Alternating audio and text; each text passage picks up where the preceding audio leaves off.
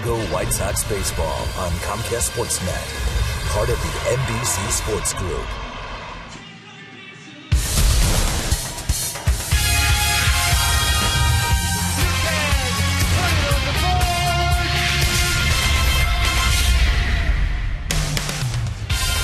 It's White Sox baseball, and as the Sox try valiantly to get to the Detroit Tigers, they're a game and a half back. Their opponents tonight, the Tampa Bay Rays, who are fighting for a wild card berth. They're 2.5 games back. It should be a good one as Paul KONERKO and Alex Rios try to lead the way against Evan Longoria and the Rays. Steve Stone back at the ballpark, and as you can see, Ken Harrelson a little under the weather, so my partner tonight is Mike Huff. Pleasure to see you, Steve. Great to be back. And tonight's going to be a great ball game. Both teams trying to get there a different way. The Tampa Bay Rays know they can't win the division, but they're trying to get there via the wild card, which is a pretty tough way to get there. They've got 4 with the White Sox. They've got 3 with Baltimore. So for them, it's going to be a battle. As far as the Sox are concerned, they can win it by winning the division. Detroit won today, so they're a game and a half back. This is a critical game, and Mike, in 1993, your White Sox won it. They won it early. Is there an advantage to winning it early, or is there an advantage to playing right down to the end? I thought we had an advantage to winning it early. It was a lot of fun, a lot of excitement. We had a couple guys that could keep us pretty calm, Carlton Fisk, Robin Ventura, but finishing and clinching early allowed us to get our pitchers lined up perfectly for the playoffs. I know we've got a couple good pitchers tonight.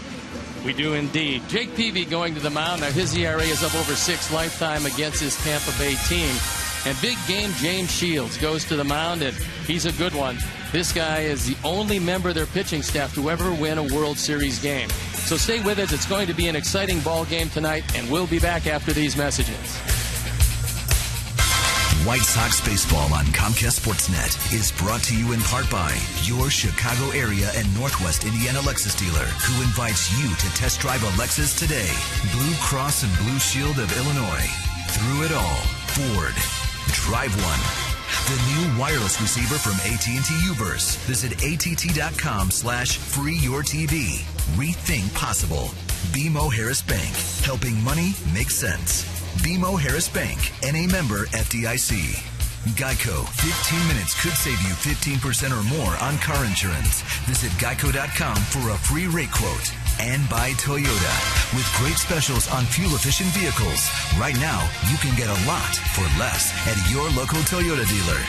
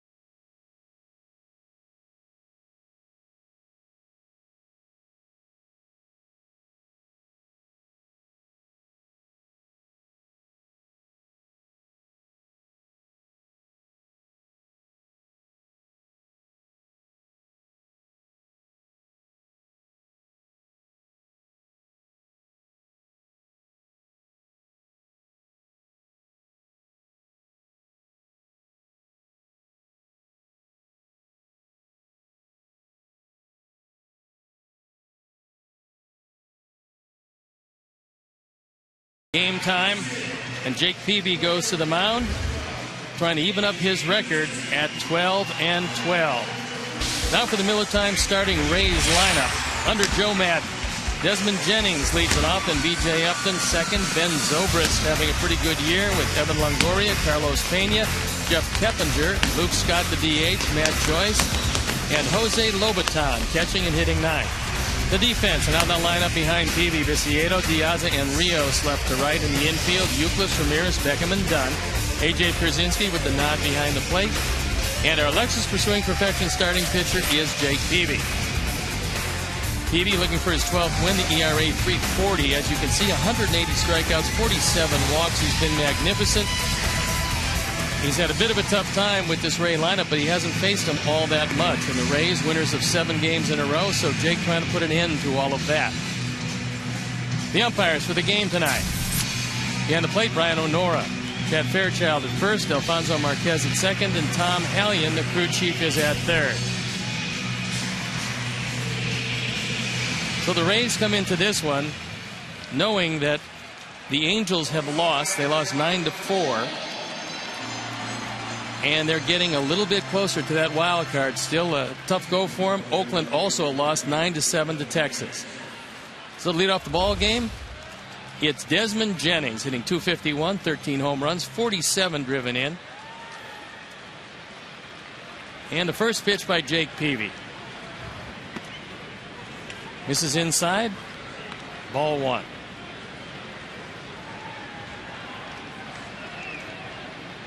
You want to keep this man off base. He's 29-2 in stolen bases, and that one fouled off to the right.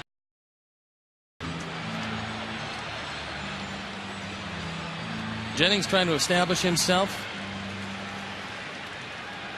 and make sure that he has an everyday spot in this outfield, regardless of what happens to free agent B.J. Upton. Little pop-up. Calling for it, Viciedo. Does not give way to Diaz. And Mike, not a particularly good way to start. Lack of communication. No, Peavy does a great job throwing a slider here, getting Jennings a little bit out in front. Clearly started in left center. Viciedo had a good beat on it, but with the wind bringing it back to second, you got to call when your center fielder is calling you off. You got to back away. B.J. Upton hitting .248, 26 home runs, 74 driven in. Looks at a fastball for a strike on the inside corner. And he doesn't walk very much. That one misses down. You've seen B.J. Upton for a while. 5-tool player in your estimation? Oh my gosh, yes. I mean, can do it all. The type of guy that you make a mistake, you know he's going to hit a home run, but if he gets on base, you know he can get to second or third with his legs. That one fouled back. The count moves to 1-2. So Upton in his walk year, 10 home runs this month. Adrian Beltre tied with him. Then it's Cabrera and Reynolds. Very impressive for your number 2 hitter. Threw that fastball right by him, so it's quickly 2 up and 2 down. And great location by Jake here. You know, he's been looking to go in, looking to go out. AJ setting up low and outside. This ball might have been just off the plate, paint in the black, and BJ couldn't catch up to that one. Brings up Ben Zobrist. Zobrist hitting .271, 18 home runs, 71 driven in. About a month and a half ago, Joe Madden decided to play him at shortstop every day. They had a rotation system going there, but he knew Zobrist could handle it. Looks at a fastball for a strike, and Joe told me that not only has he handled shortstop, but he's played better than even he thought he would play. He said he's not only making the good plays, he's making the great plays, and he's doing it every night. Well, Ben is one of those players that looks like he has continued to get better the longer he has been here in the league. He's been the one hitter against Peavy, 3 for 4, but hopeful that Jake can have a little more success and luck with him tonight.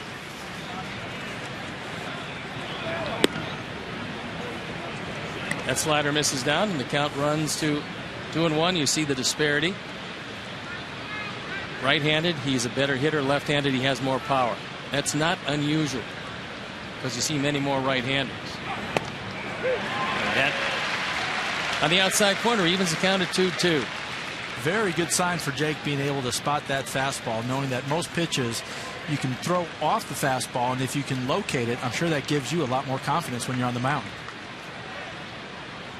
It does indeed. Little tapper foul. The count stays even. The news in baseball today, the Astros named a manager. The Nationals' third base coach, Bo Porter, native, well, living in Houston, 40 years old, and he'll get a job and try to resurrect that Houston Astro team and franchise. Good fastball, strike 3 called, 3 up, 3 down. We move to the bottom of the first inning.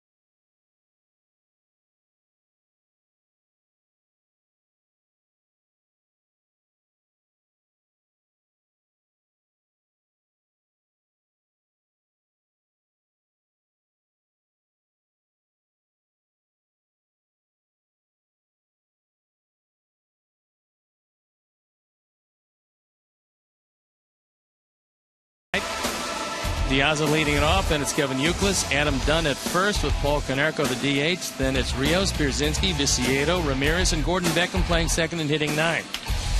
The defense and how they'll line up behind James Shields. Jennings, Upton, and Joyce in the infield. Longoria, Zobrist, Keppinger, and Pena. Lobaton behind the plate. And our Lexus pursuing perfection starting pitcher is James Shields. Nickname Big Game James. 15-9 ERA, 365. This is 32nd start of the year. 212 innings. He's fanned 202, and the changeup he'll use about 30 to 35% of the time. Very high as far as major league pitchers go. So Diaza looking out, hitting 281, 9 home runs, 50 driven in. And the first pitch misses outside. Here's a look at some pretty good numbers for the first year full-time leadoff hitter, Alejandro Diaza. Outfield straight away. And a good fastball for a strike. What did you do, Mike, against a guy with a good changeup? Struck out a lot. Yeah, that can happen. The changeup I always thought was the most difficult pitch to hit when someone throws it the correct way. Line drive center field, well hit, up and back. He coasts under this one and makes the play, and normally when it stays in the park, that young man makes the catch. Does a great job reading the ball off the bat. This ball was hit extremely well by Alejandro, but BJ, good drop step, good beat on it, and almost coasted to it. It sounded good, and again, right off the bat, he knew where it was. Wind took it a little bit, but he was able to coast all the way into the warning track. Kevin Youkilis hitting second. 232 batting average, 19 home runs, 59 driven in. If he does hit his 20th, it'll be 6 members of the White Sox lineup to have 20 or more home runs. That would lead the major leagues.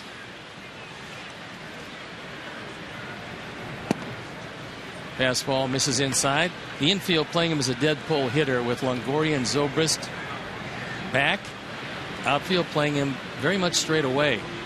Jeff Keppinger at second on the grass. Line drive, base hit.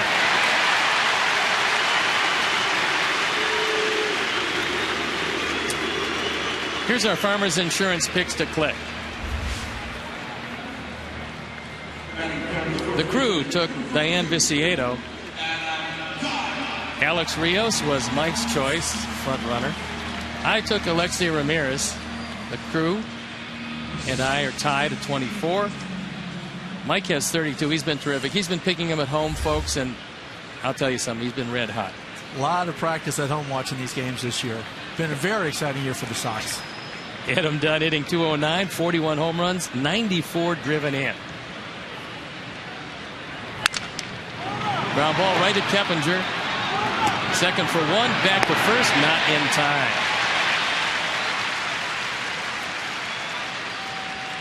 Good swing by Adam. I'm sure a little bit frustrated he didn't get more of this.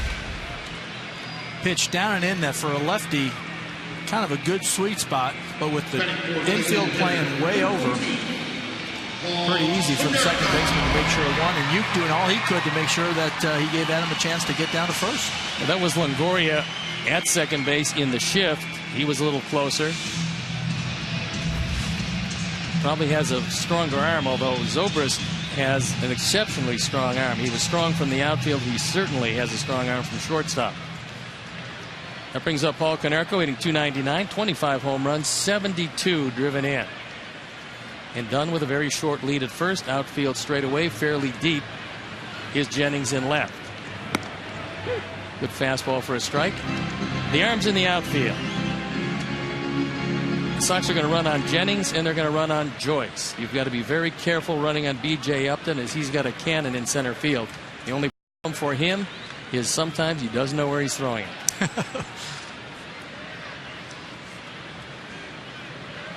BJ sometimes relies on that arm a little bit too much, doesn't charge it quite as much as he can, which then gets you off balance when you're making those throws. And he plays on artificial surface, Mike. Is there a big difference playing on artificial surface and going on the road and playing on regular turf? Yes, a big difference, especially some of those cross-cut outfields. White Sox don't quite have this when you're going out to center, a little bit left and right, but when that ball comes rolling out to you and it's running a little bit one way, then a little bit the other, awfully hard to have confidence coming in smoothly, picking it up and throwing it. 0-2 count on KONERKO. Shields with the long look. Just misses off the corner. He's got a good overhand curveball. He will cut the ball, but last year, depending a little too much on the cutter, saw his velocity decrease somewhat. This year, he's cut back on the cutter, increased the changeups, and his velocity has ticked up a couple of miles an hour. Awfully frustrating, awfully difficult when a guy's throwing a smooth 95 miles an hour. That ball up and out of the zone.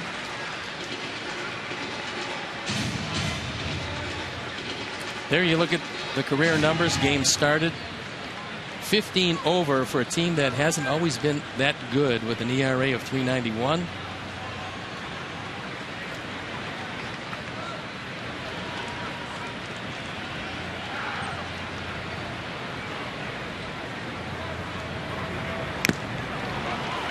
He held on to it, and Paulie's a strikeout victim. So, no runs, a hit, one left. We head into the top of the second inning. There is no score.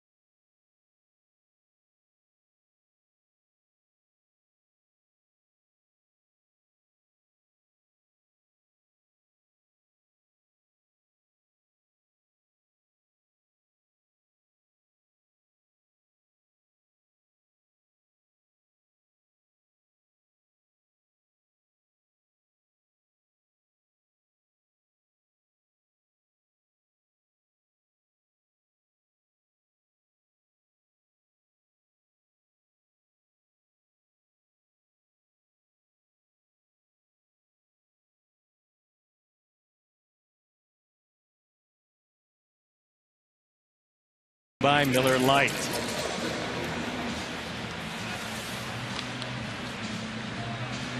Bacardi at the Park is now open for all football games. Reserve your table or group to watch football Thursday night through Monday night with great food and drink specials. There's free parking for all football games, including Bears games when the White Sox are away. Check out BacardiAtThePark.com. Great facility right across the street from the ballpark, and a great place to watch the game. Oh my gosh. How many TVs in there? Feels like about 100. Great food, great drink, great atmosphere.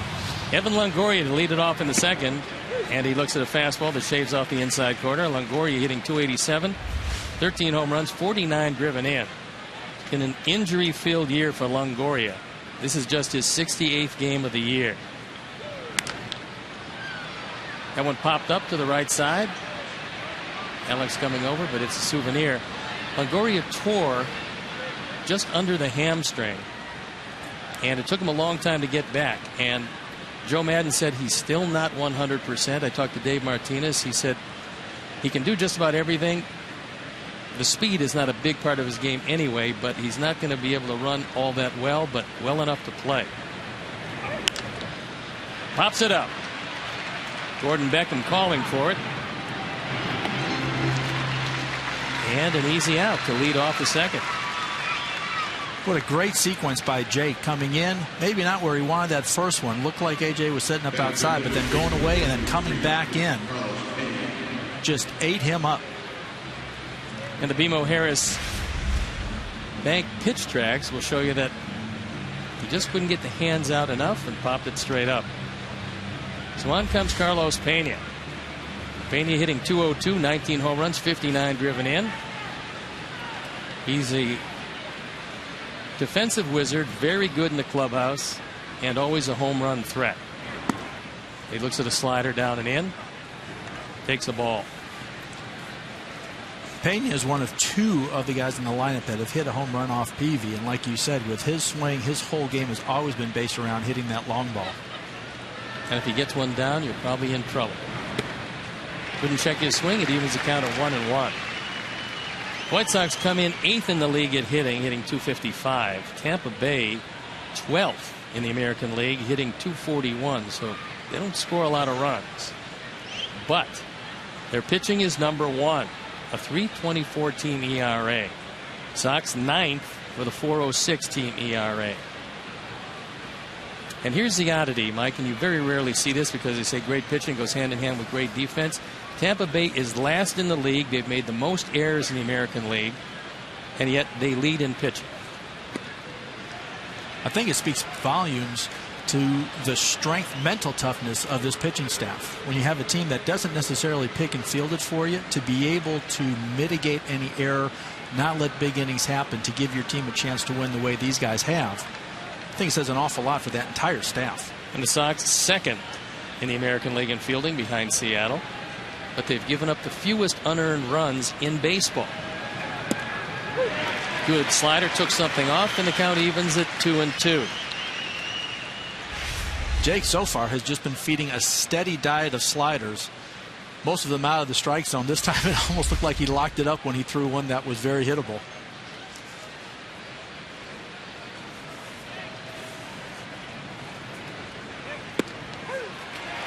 He rings him up. Pena doesn't like it. Another slider got him. That ball looked like it was in the zone. In the zone for most of it, and then maybe falling out. AJ does a good job of framing it, but just like you said, if you look at the BMO pitch track, all of a sudden it is at that lower part of the strike zone. That brings on Jeff Keppinger, who's had just a magnificent year, hitting .332, 8 home runs, 38 driven in. Joe Maddon said of Keppinger, we needed a guy who could hit the baseball. We had too many guys who swung and missed. Keppinger will make contact. And he looks at a fastball down. Keppinger, a good solid player. Surprisingly for me, I always look up, he seems to get 2 hits or so a game, or 1 for 3 with an RBI. He's been with a lot of different teams. Sometimes as a guy that comes up it takes a little bit of confidence in yourself, a little bit of the right hitting coach, and a little bit of the right atmosphere around you where he takes pressure off of himself. As you said, Keppinger's hitting .345 since the All-Star break, leading the American League. Part of that probably is just finally feeling comfortable in his skin in an organization, in an environment that he can relax and do what he's good at. Not necessarily try to hit home runs, not try to do too much, knowing he's got other guys that can do that. 2-1 count with 2 outs here in the top of the second inning. There is no score.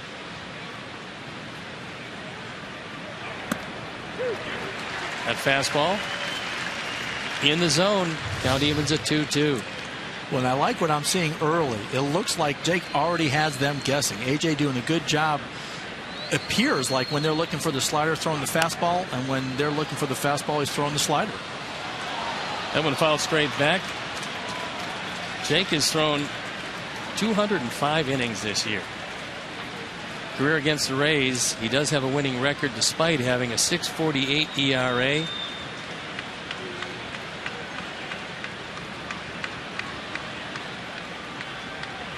And the 2-2 pitch. Base hit right field, and that's exactly what Keppinger does consistently. Defensive swing, a completely different swing than he had early in the count. Mike, is that something that you see a lot from major league hitters these days? Not really. I was going to throw that right back to you, Steve. How many times as we were playing that guys, even power hitters, would choke up a little bit, use the whole field, where it seems like in today's game that's gotten away, but Keppinger doing a great job of just taking what he's thrown. That's one of the reasons why they got him as a fairly low budget free agent, but he's paid remarkable dividends for him. So Luke Scott is a designated hitter tonight, hitting .225 with 13 home runs, 54 driven in.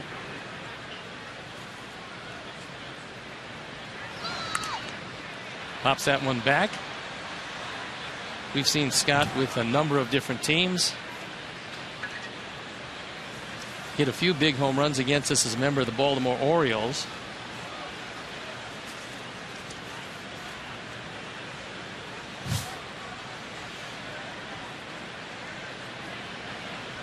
Well, and one of those guys that goes up there thinking about a home run. Even though he only has 13, he's only got 300 at bat. So he's in there trying to swing hard, trying to lose one.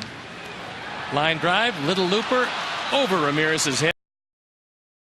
And Keppinger all the way to third base. Good job on the base running here. 2 strikes, you know you're running. Seeing how Scott was jammed. No reason, as he's coming toward second base, seeing how far back DeAza was, just kept running.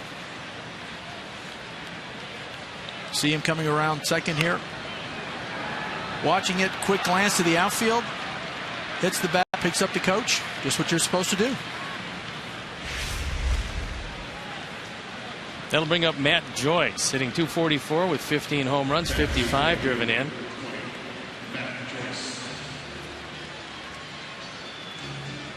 When he was traded from Detroit, Al Kaline said he can envision him hitting 35 home runs a year. It hasn't quite worked out that way, although Joyce last year hitting .277, 19 and 75 on the power numbers. He's pretty close in home runs this year. Down in runs batted in. And he fouls off a slider for the first pitch. Runners at the corners. 2 outs here in the top of the second inning. How much as a pitcher does it frustrate you? 2 quick outs and then 2 good pitches that have resulted in 2 hits. I mean, what are you thinking right now when you're on the mound? You're not thinking about runners at first and third. You're thinking about Matt Joyce and what you went over in the pregame and how you're going to pitch it. That one just missed off the outside corner. And Jake, being a veteran, not going to be too distracted. He does have a quick move to first, and the Rays know that. There's George Hendrick as the first base coach. He will be telling their base stealers, and they can run. 131 stolen bases. They've been caught 43 times as a team. That one just off the inside corner. It's Tom Foley, the third base coach. And there's George Hendrick. I played against George. He could really hit.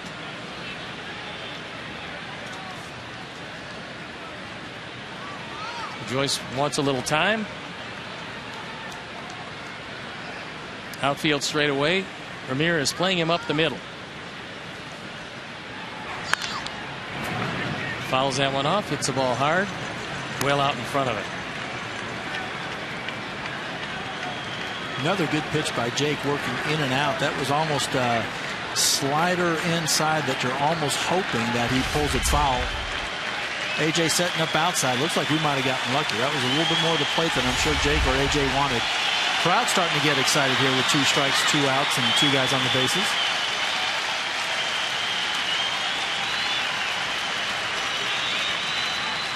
2-2 pitch. This is just outside, so Scott will be off with the pitch.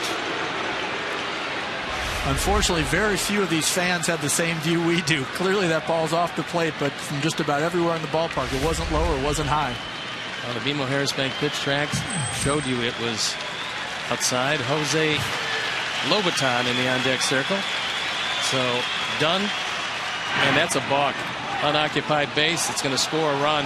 Adam Dunn should have motioned to Jake that he was playing behind him, and Jake whirled, tried to throw to first base.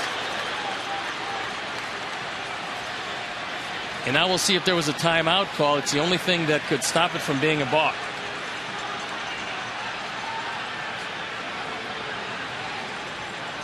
I didn't notice, but did he step off the rubber before he went to third? He's taking him back to third base.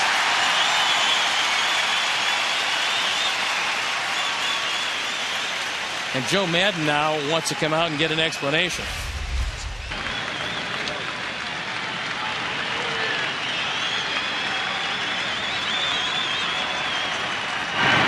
That was the fake to third, throw to first. Which you don't have to throw to first. At that point, you don't. And that's what Brian Onora is telling Joe Madden. If you fake the third first, you don't have to throw to the bag whether it's occupied or not. Looks like that's where Joe's going as well. Clarification of if there's not a first baseman covering the base. Are you really, really sure, Brian? Are you really sure?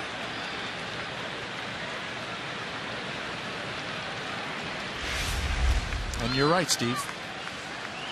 Once he makes that purpose move to third, doesn't matter if he's there or not. No, and so there is no run, but there is a 3-2 count. Scott off with the pitch, and that one fouled off. A little bit of a change-up or sinker there. Had Joyce out in front. Nice to see Jake being able to feel confident throwing all of his pitches this early in the game. And what Joe Madden had in mind with the bottom part of his order was stack him with left-handers. Scott, Joyce, and Lobaton is a switch hitter, so he'll be facing Jake from the left side.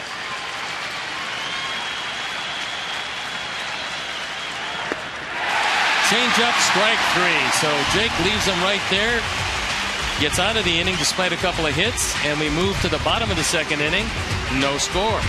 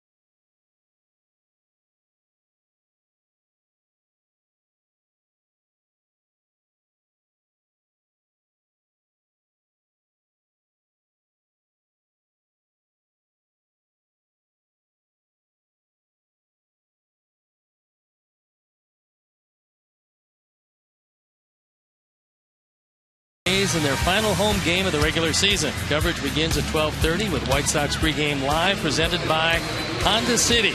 White Sox Rays, Sunday afternoon at 12:30 on Comcast Sportsnet.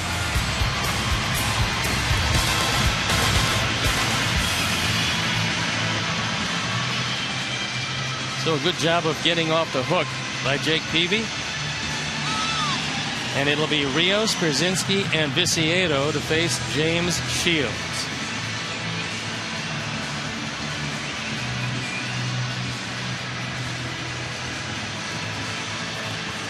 Alex Rios hitting .299, 24 home runs, 88 driven in. One off his all-time high. And what a year he's had in every category. Defensively as well. Now moving him back over to right field where he's very comfortable had a big part in getting him comfortable, and that's allowed him with pretty good numbers against James Shields, but allowed him to have the kind of year that he's had. See if he can check his swing. Chad Fairchild says no, so he's in an 0-2 hole, and that was the changeup. And a good one. Comes out of the arm, the same arm action, same rotation on the baseball. Alex unfortunately did go a little bit far, but luckily we've got one more pitch to go. This is on the inside corner. That also a change. Shields throws a circle change, and he can make it do just about what he wants. He can throw it outside to a right-hander. He can throw it inside to a right-hander, which he very frequently does. There's another changeup, and it's strike three.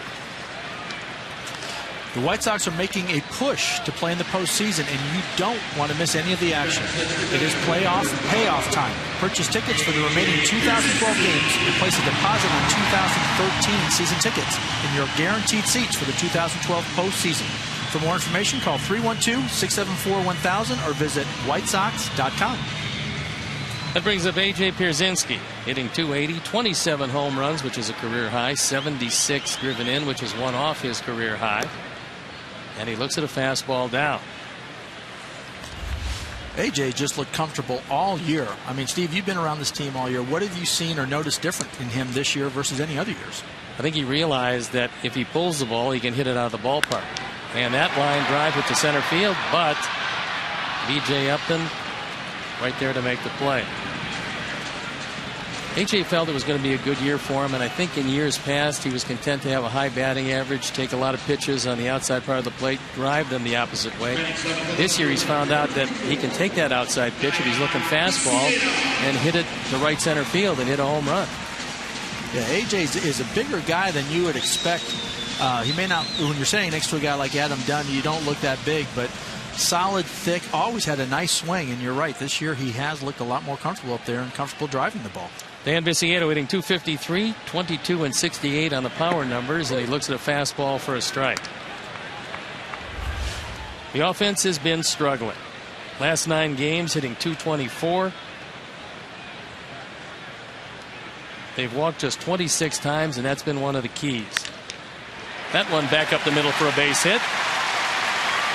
So Viciedo keeps it alive, and he'll bring ALEXEI Ramirez to bat. I like both of our new outfielders, Diaza and Viciedo. Nice pitch, low outside, doesn't try to hit a home run, doesn't try to pull it, is thinking up the middle with it. Obviously got on the shortstop side, but hitting it hard, it seems like all the time this year. Viciedo sees Shields pretty well. He's 3 for 4 now, lifetime against him. As ALEXEI steps in, he's 8 for 20 lifetime against Shields. That pencils out to 400. Got 2 home runs to go, leading the team.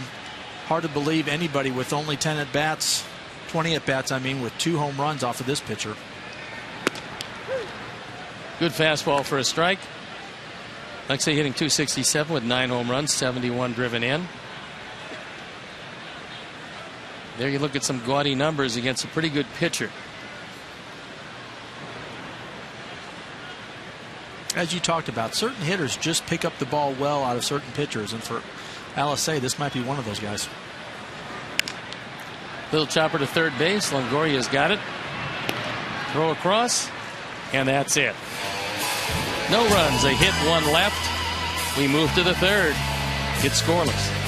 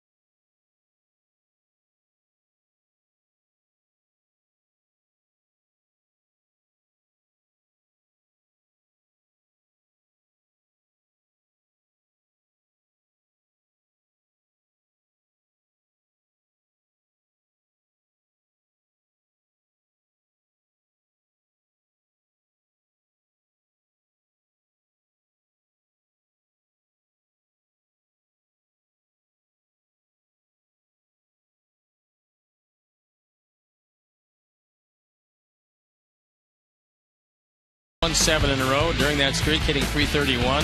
Scored 55 runs. Runs allowed just 17. They have overwhelming pitching. They've hit 13 home runs, 22 doubles, but an ERA of 2.43 as a team. That wins you a lot of games. And leading off, Jose Lobatar. Got married at home plate in Tropicana Field. He knew he could get the ceremony in with the dome on. That one misses low and away. You have to marry a special woman that's going to allow you to get married at home plate. I got to tell you. That evens the count of 1-1. Lobaton hitting .227 with a couple of home runs and 20 driven in. We told you he was a switch hitter, better from the right side where he's hitting .300, just .184 as a left-hand hitter.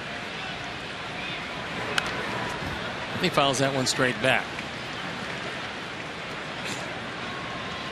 Love how Jake again is just feeling comfortable, looking like throwing all 3 pitches, coming at him hard with those sliders and good tailing fastball. 4 strikeouts in 2 innings already. Pop that one straight back. Jake's control this year overall has been magnificent. And the fact that the concession he's made to the injury and the aging process has been the refinement of that straight change. That's been something that's really taken it from a power pitcher to a guy that'll just get you out. That one pops straight up. Youkilis calling for it. He's got plenty of room. And he makes the catch. Sox fans, got something to say? Share it on Twitter. Use hashtag White Sox Talk.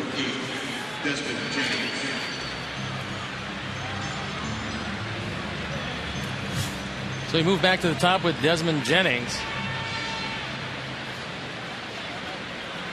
Jennings passed up a full scholarship to Alabama, his favorite team to play baseball.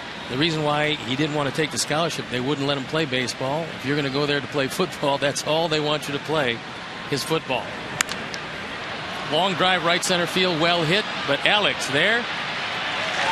And Rios puts it away.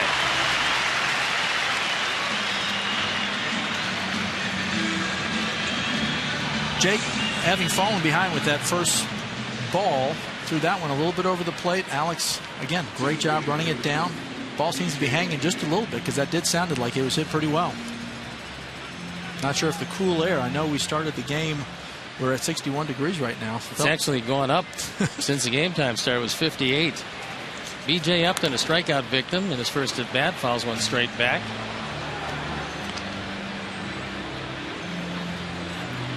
Joe Madden and this team, if they can, will try to run you out of the ballpark. So it's essential with Jennings, Upton, and Zobrist to keep them off base.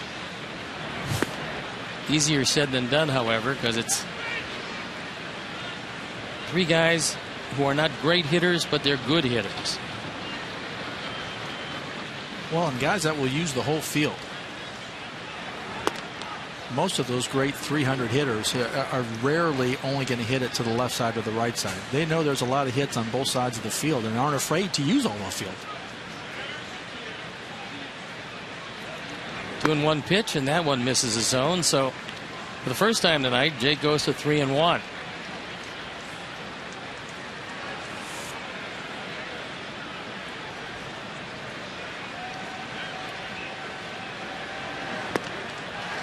Good slider for strike two. Upton doesn't like to walk too much. 43 walks in 546 at bats. And that's just not fair. 3-1, you're thinking fastball as a hitter. It comes out of his hand hard and hits the very corner. Fastball for strike three, so 3 up and 3 down in the third. Jake's had it all his own way. We move to the bottom of the third. There is no score.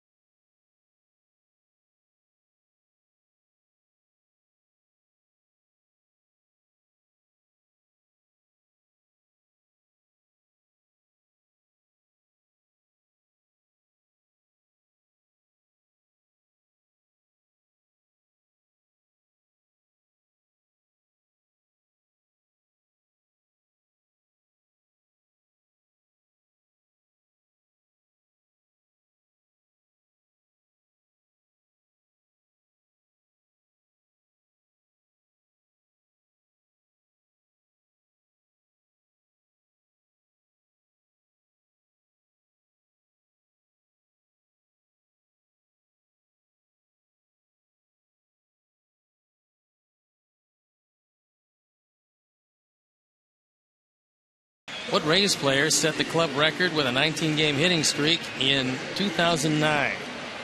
You think about that? We'll get back to you a little later in the game with the answer.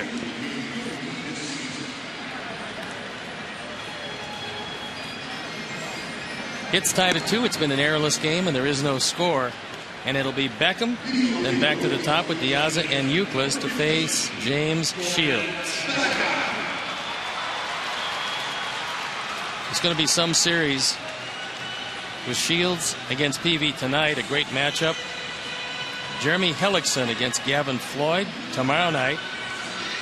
Saturday afternoon, Matt Moore and Chris Sale. And Sunday, the final home game of the season is David Price against to be announced. Just about every team has one of those guys, don't they? TBA, absolutely. Gordon Beckham hitting .236 with 16 homers and 60 driven in.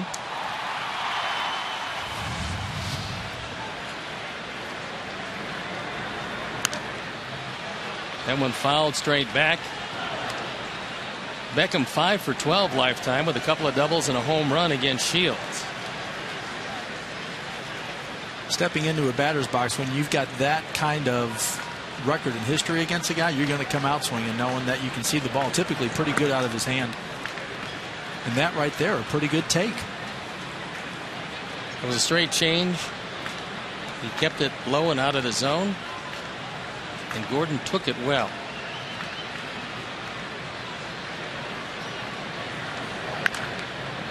Down the line foul. You know, you hear that quote, he took it well. You as a hitter, what does it mean when you take a pitch well? Typically what it means is that you've taken your stride, your front foot is planted, but when you see the ball out of his hand and recognize early it's not going to be a strike, you don't end up throwing your hands or leaning your body. You end up staying in a good hitting position. just like that. That was a little close. I'm not sure I would have taken that one. It was a fastball off the corner, and it did miss to even the count at 2-2. Outfield, a shade toward right center. Infield, pretty much straight away.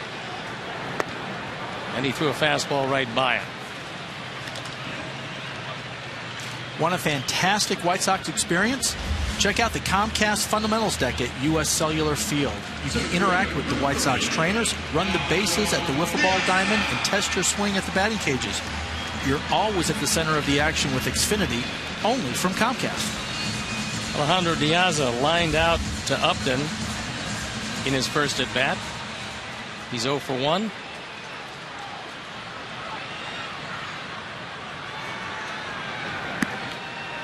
And one misses inside. Detroit beat Kansas City 5-4 today as the Royals committed 5 errors. A costly one by Moustakas would have been a double play, sending the game to extra innings. Instead, he bobbled it.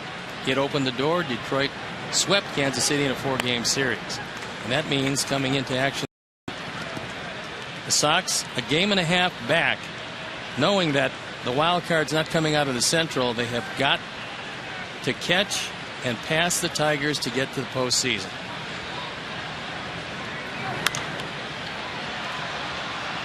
Two and 1 count as that one's fouled off to the left. Talking to Harold Baines, talking to Robin Ventura, again, former teammates before the game, they really just came back to stressing we just have to take care of our business. We just haven't proven we can win games lately. We've got to find a way, be it pitching, defense, or hitting, to come through and just take care of our business. That's been one of the biggest problems. Cleveland comes in. They're a floundering team, and yet you lose 2 of 3 in your home park, a park that for the last 2 months this team has played very well at U.S. Cellular Field. Huge success here. Count goes full as both pitchers throwing very well. Neither pitcher has walked anybody yet. Jake with 5 strikeouts. Shields with 3. And another foul. And Alejandro doing what a good leadoff hitter does, makes the pitchers work a little bit. We talked about him earlier this game. Love what he has done this year. First year full-time center fielder, making pitchers work, stealing bases, getting a few home runs, getting some clutch hits, setting the table, and just doing everything well. And the first walk of the ball game. So Diaz is aboard. He's stolen 26. He's been caught 12 times. It's kind of unusual, but the Sox have only seen this Rays team once. They swept them in Tampa Bay at Tropicana Field May 28th through the 30th.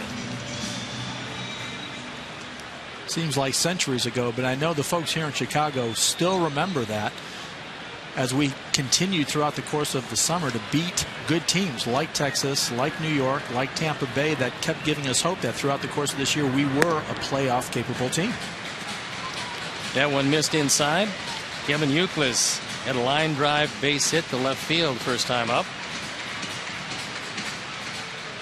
Shields got a pretty good move to first base. Uke, one of the great pickups from Kenny Williams, Rick Hahn this year. Really helped solidify a position that was a little bit troubled. Great in the clubhouse.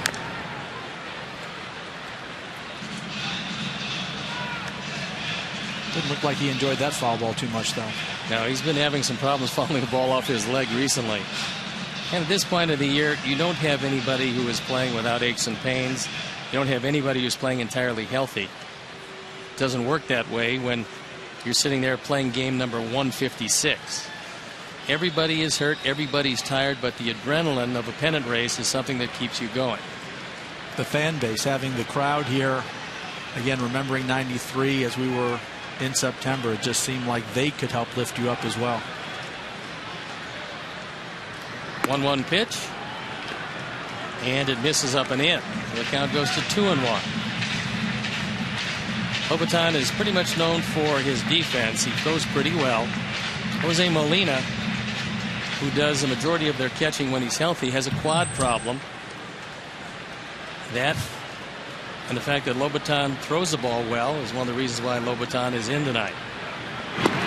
Quick throw to first, and Diaza back under the tag. As you're talking about, James, very quick. Alejandro leaning, but with a comfortable lead. That's one of those that if you take that extra step trying to steal, you lean, you're definitely out. Might be trying to measure him with a shorter lead, was thinking about going. Luckily for us, it was a shorter lead.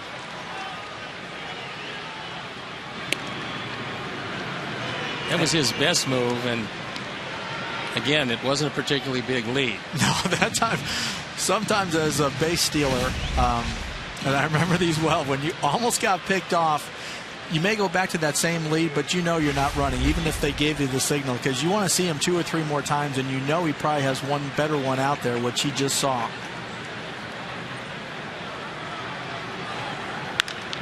Ground ball to third. Nice play by Longoria. They get the force on to first. He called him out. It's a double play out of the inning, and we'll take another look at that as we come back, but we're through 3 and there is no score.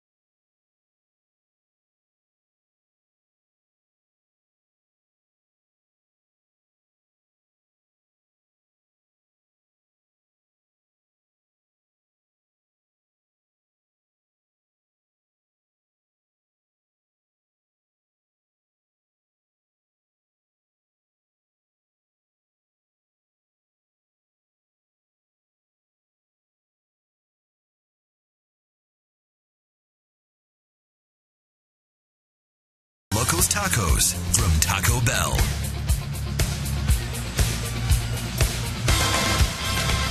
Here's our Home Depot doing more on defense, and it is the play by Evan Longoria.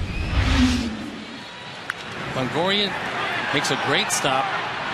Keppinger right there, and a very close call at first base. Incredible play by Longoria. Keppinger, I mean, again, a low feed, still made a good hard throw to first. And Ben Zobrist leads it off. He was a strikeout victim looking to end the first inning. Zobrist, another of his switch hitters, and he looks at a changeup for a strike. 15 of his 18 home runs have come as a left-hand hitter. And he's a guy that literally can play and has played just about everywhere for these Rays. Long drive hit very well to right field. Alex trying to measure it. He can't get to it. He's going to one-hop the wall, and Zobrist is going to coast into second base with a 2-base hit.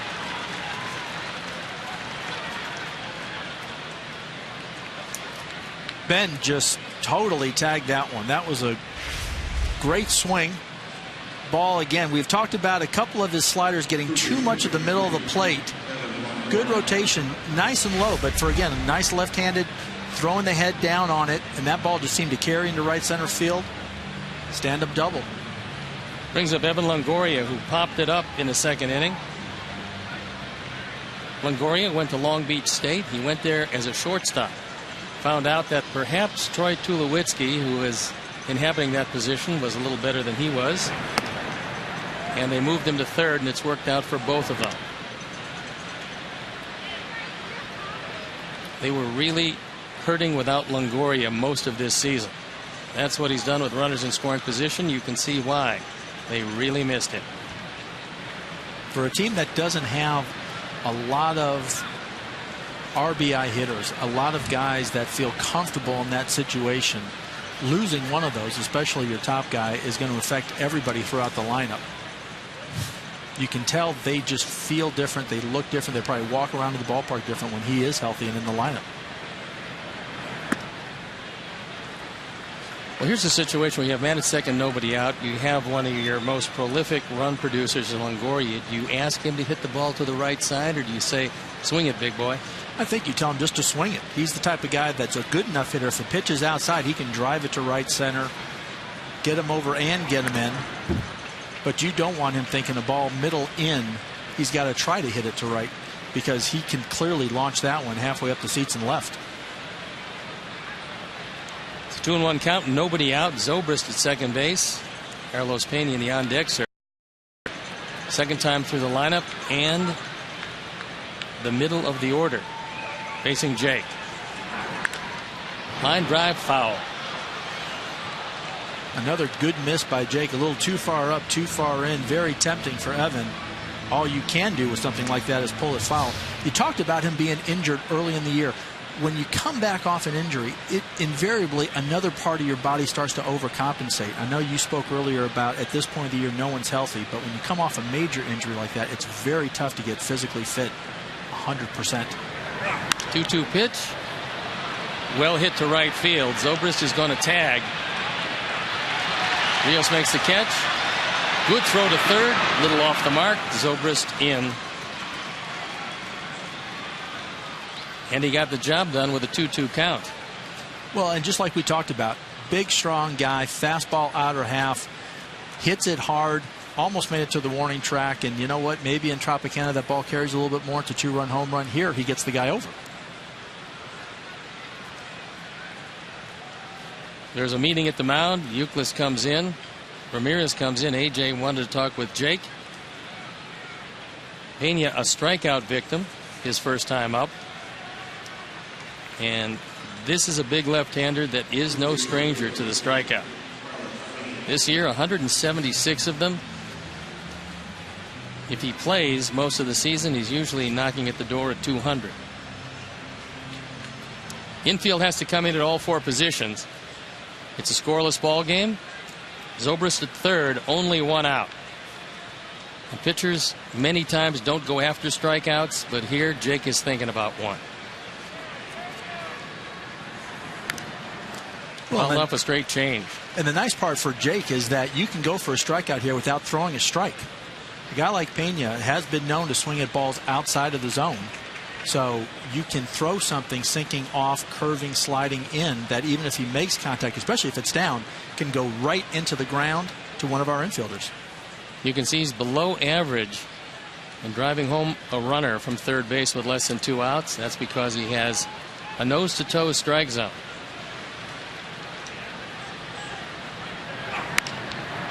Fly ball, center field. Looks to be deep enough as Alejandro sets up. No chance at all to get Zobrist, and so the first run of the game driven in by Pena. That's his 60th of the year, and the Rays lead 1-0. Jake trying to throw that fastball, I'm sure a little bit further in, got a little bit too much of the plate. Pena does a good job of making sure he gets enough contact and driving it out there in the outfield. Well, knowing he's a dead low ball hitter, Jake threw the fastball up a little higher, but unfortunately, with the infield in, you're trying to hit a fly ball, and that's what he did. So Jeff Keppinger, who singled the first time up, steps up.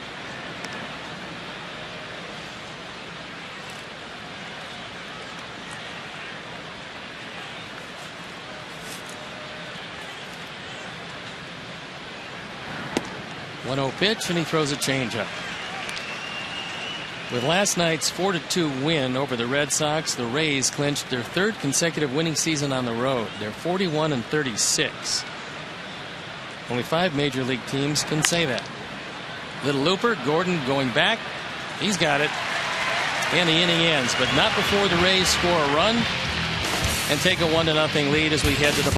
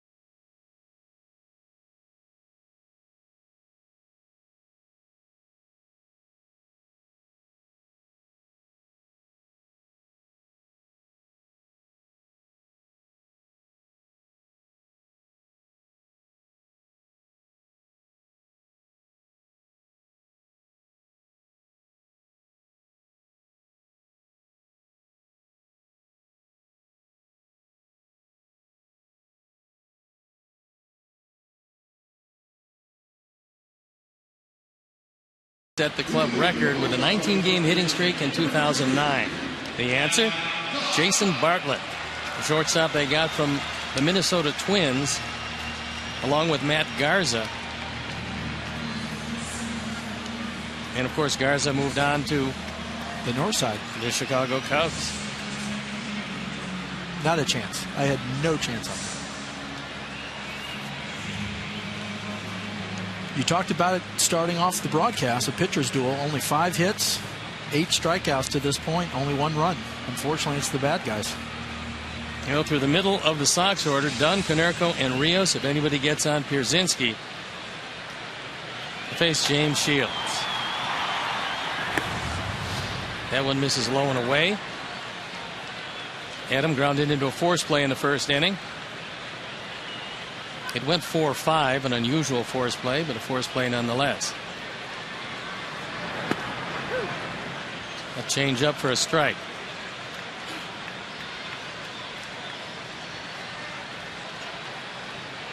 As you said, a 4-5 force play might not be too rare, but at second base, yeah. Yep.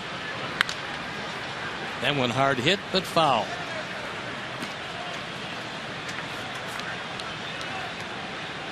E.J. Upton in center field, playing Adam a couple of steps to pull. Desmond Jennings playing well off the line in left. And Matt Joyce pretty deep and straight away in right.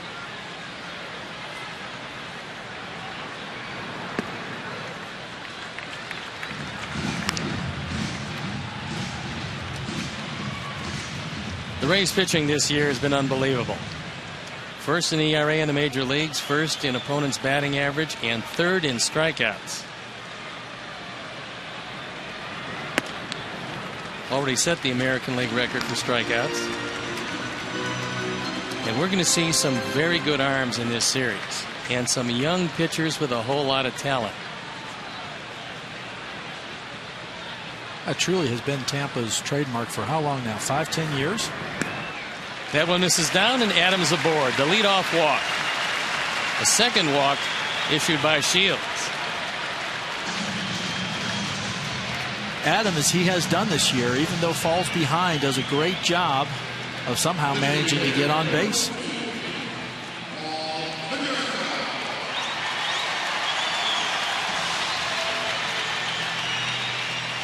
Paul was a strikeout victim to end that first inning. As you said, second time through the lineup. Everybody now knows release points have the backdrop. Hopefully he can come through in this situation. Good change up inside, and Paulie yanks it foul. Well, that was walk number 102 for Adam this year. He's the same type of hitter with a few more pluses than Carlos Pena. He's going to hit more home runs. They're going to strike out a lot. Adam's going to walk some more. And speed is not a part of the game for either of them. No, although it has been fun to see Adam try to sneak a stolen base this year. You know, early in his career, he was a quarterback when he played in high school, and early in his career, he would steal some big bases. He wasn't a guy that put up big numbers, but he would steal bases to beat you in games. It usually came late. It came when you didn't expect it. There you see a 73% stolen base for a career number is pretty good. And the count goes to 2-1. Well, I'm sure you remember this when you were pitching. Some of the best base runners, some of the best overall players, even Hank Aaron's, the Willie Mays, they didn't necessarily steal 50, 60, 70 bases, but every time you needed one, 7th, 8th, 9th inning, when everybody knew they were running, they could still get to second, get to third, and help their teams win.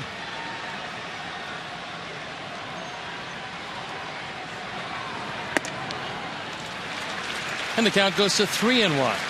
Well, Willie Mays said, if I knew stealing 40 bases was a big deal, he goes, I could have done that every year. But in those days, they stole bases to win ball games instead of stealing bases to steal bases. A different philosophy. Then Rickey Henderson came along. Obviously, before that, Maury Wills, Lou Brock, guys that were going to steal 100 regardless of what you did. That one fouled off, and the count goes full. Well, as you said, you think about the Lou Brock, the Maury Wills. I mean, they came in with a mindset of, I know I'm not going to hit home runs, and I know what I can do, and this is my strength, and I'm going to make it an asset to the team, and not just something to complement either my skill set or the team. I'm going to make this a part of my game that my manager can work around and use to his advantage. 3-2 pitch, nobody out here in the 4th inning. Sox trail 1-0. Done running. That ball down, and 2 walks in a row from James Shields. Tomorrow at 7:10 p.m. is Hispanic Heritage Night and post-game fireworks presented by Miller Lite.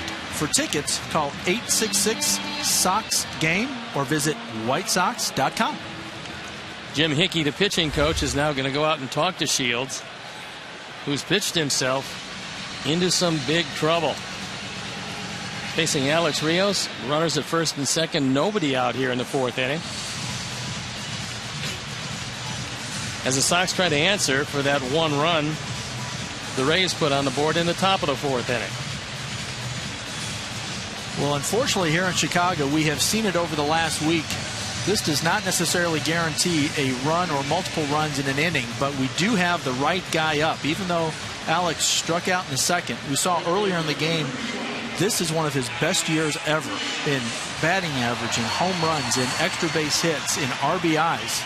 So I kind of feel like we've got the right guy in the right situation here. He also has a .280 lifetime batting average against Shields, and that's pretty good.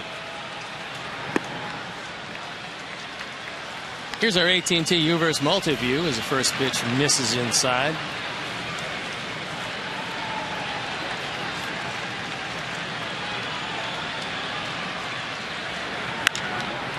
Little chopper, base hit left field. McEwing is going to hold Dunn at third. So the Sox load him up with nobody out here in the 4th inning.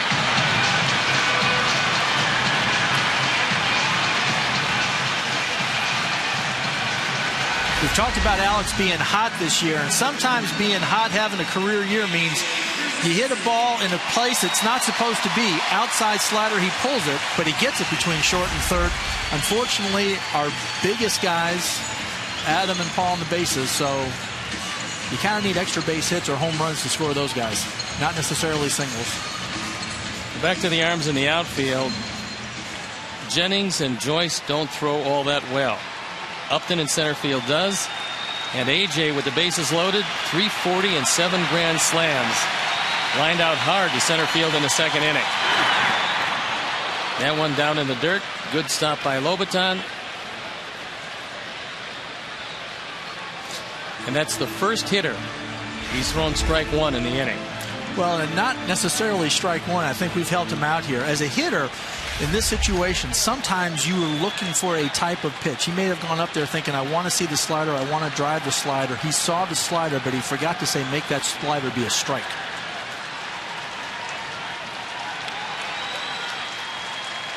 As a team, when you're struggling, unfortunately, you swing at those versus taking those.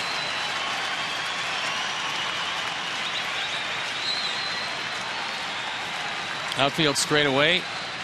Infield surprisingly straight away, as AJ lately has been trying to pull just about everything.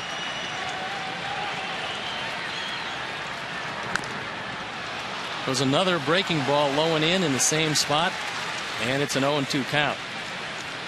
So now if you're Adam Dunn at third base, thinking that Shields might decide to go a little bit lower in the dirt, that's where you have to have all your momentum coming forward.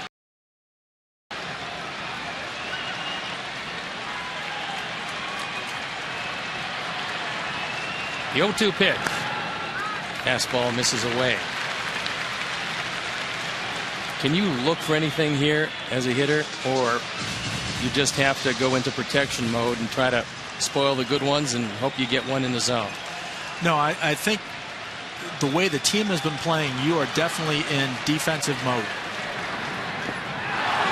That one gets away. AJ said it hit off the end of the bat, and I think Brian Onora is not going to agree with it.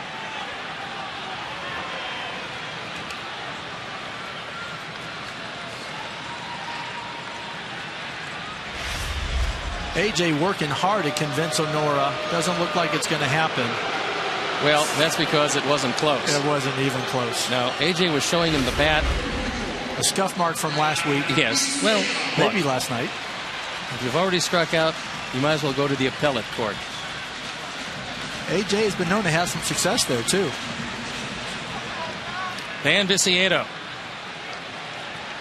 Not good numbers with the bases loaded, but the career has been brief, and he did get a base hit in the second inning. Pena in very close at third base. So anything at first base, so anything to him, he's coming home with it. Longoria very deep and over toward the line at third. And Lobaton wants to go out and have a word with Shields.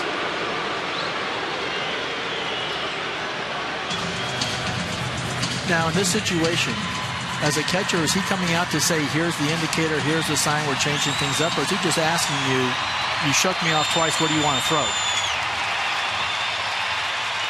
He's probably, in this case, a very young catcher with a very veteran pitcher. He's asking him how he wants to do it. And another nice stop as that one almost got away.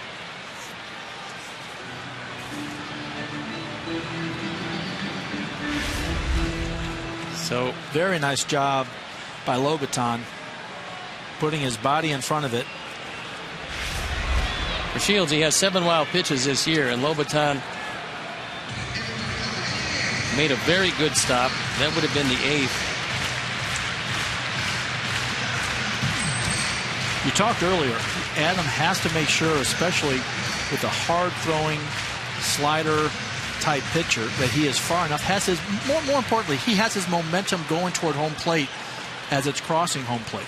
One of the biggest plays of the year was Alex Rios breaking up a double play with Omar Infante at second base. It helped win the Tiger game. He's got to get a good secondary lead, and anything in the infield, he's got to break it up. And that's of critical importance. Kind of a lost art. And you have to know who's catching, because there's a lot of catchers. If you take that good secondary lead, they're going to have a sign with, in this case, Pena at first base. They're going to go behind you. Yep. I don't believe Lobaton is one of those guys, however. So the count even at 1, with 1 out here in the bottom of the 4th. And that hit him. Going to tie the score at 1, and Viciedo drives in a very painful run. I'm sure not the way he was trying to get a run. You see Adam tapping him on the head saying, hey, big guy, you know what? We'll take him any way we can these days. Jogging the first, looks like he's going to be fine. His nickname up here, the Tank, for good reason. He is thick, solid, but this one looks like it got him pretty good in the belly.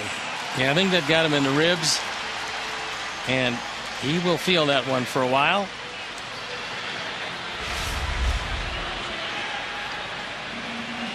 But for the Sox, first run across the board tonight. Bases still loaded. Bases remain loaded with only one out, and Ramirez up. He looks at a fastball down, and that's been the problem with Shields in this inning. First pitch, which normally he gets over the plate, he has not done it here in the fourth. 69 runs driven in for Viciedo this year. As you saw, 5 grand slams in his career. He does have 2 home runs. Leads our team with 2 home runs off of Shields, and doing a good job of not being over anxious the way AJ might have been. ALEXEI doing a good job of looking like he's staying within himself right now. And for Ramirez, who has a grand total of 16 walks and 571 at-bats, patience is not his long suit. Yet he finds himself 2-0 in a critical situation with the bases loaded, only one out here in the fourth.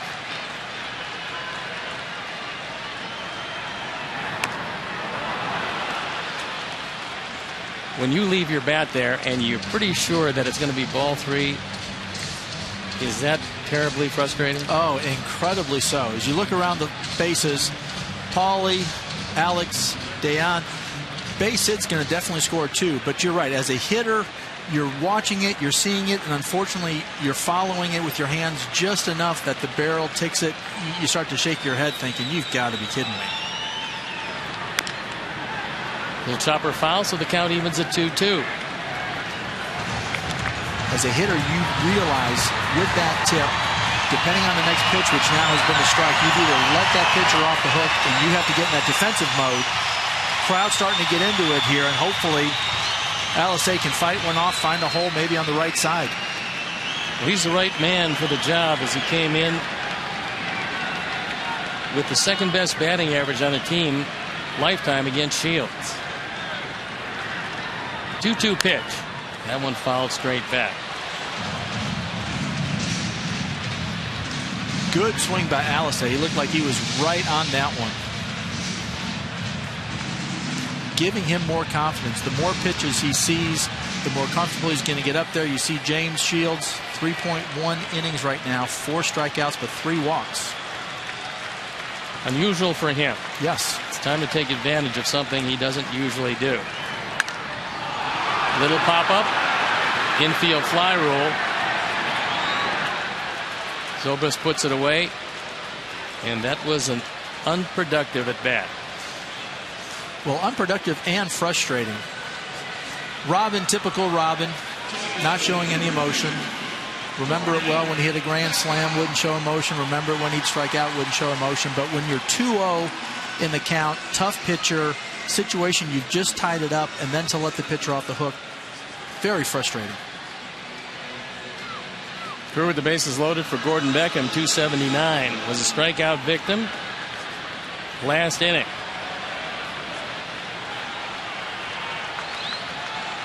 He came in with the highest batting average lifetime against Shields. And once again, Lobaton on a ball in the dirt. Picks it. Well, we've talked about the frustrations for the White Sox these last couple weeks. They're still 6th in the major leagues with a 272 batting average with runners in scoring position. But at one point, they were 2nd, weren't they, Steve? Well, they were very close to 300. And they led in hitting with runners in scoring position. Good fastball for a strike that evens the count at 1-1. So that's been one of the characteristics of the last 9 games where they've won 2-7. They're hitting 123 with runners in scoring position. Gordon can certainly help that out here.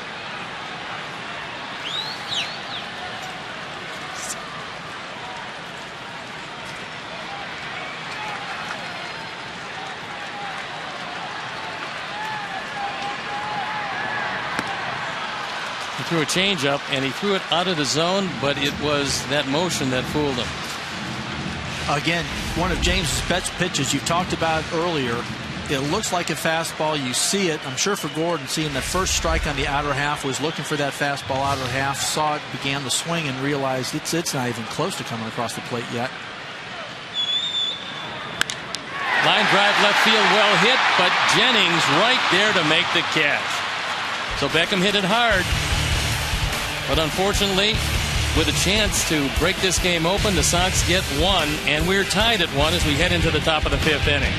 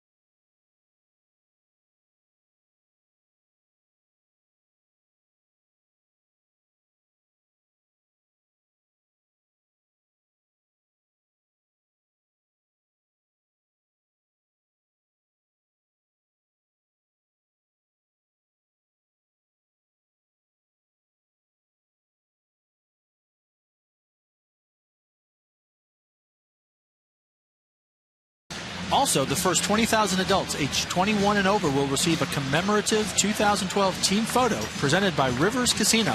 For tickets, call 866-SOX-GAME or visit whitesox.com. It's the bottom third of the order to face Jake Peavy here in the 5th inning. Scott, Joyce, and Lobaton.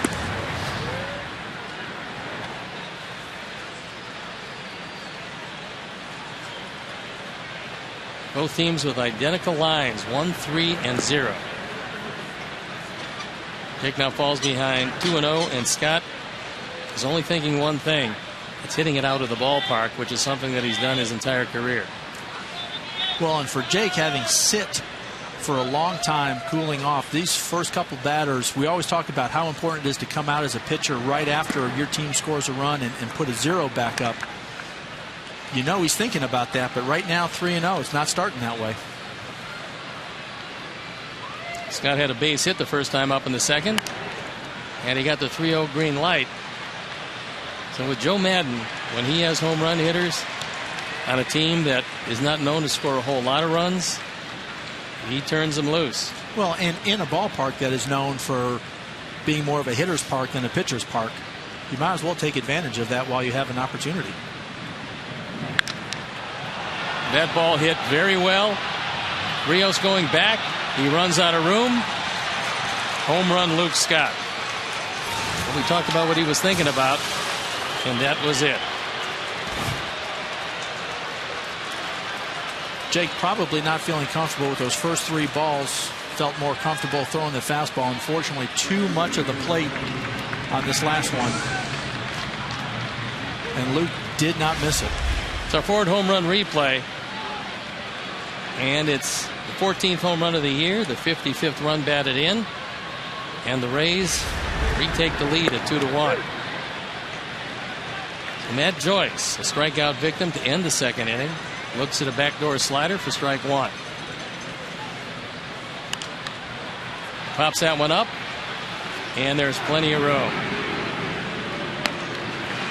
YOUKILIS comes over and makes the catch, so 1 out here in the top of the 5th.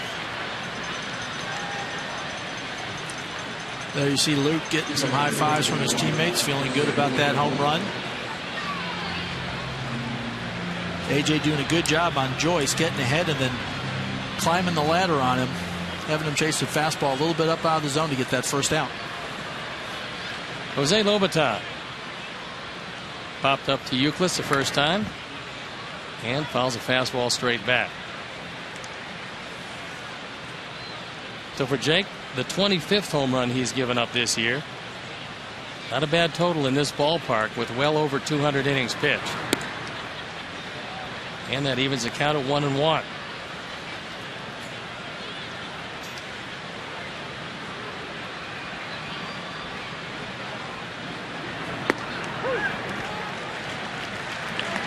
One and two count. And you got to love Jake the way he can throw a fastball that has a little bit of movement.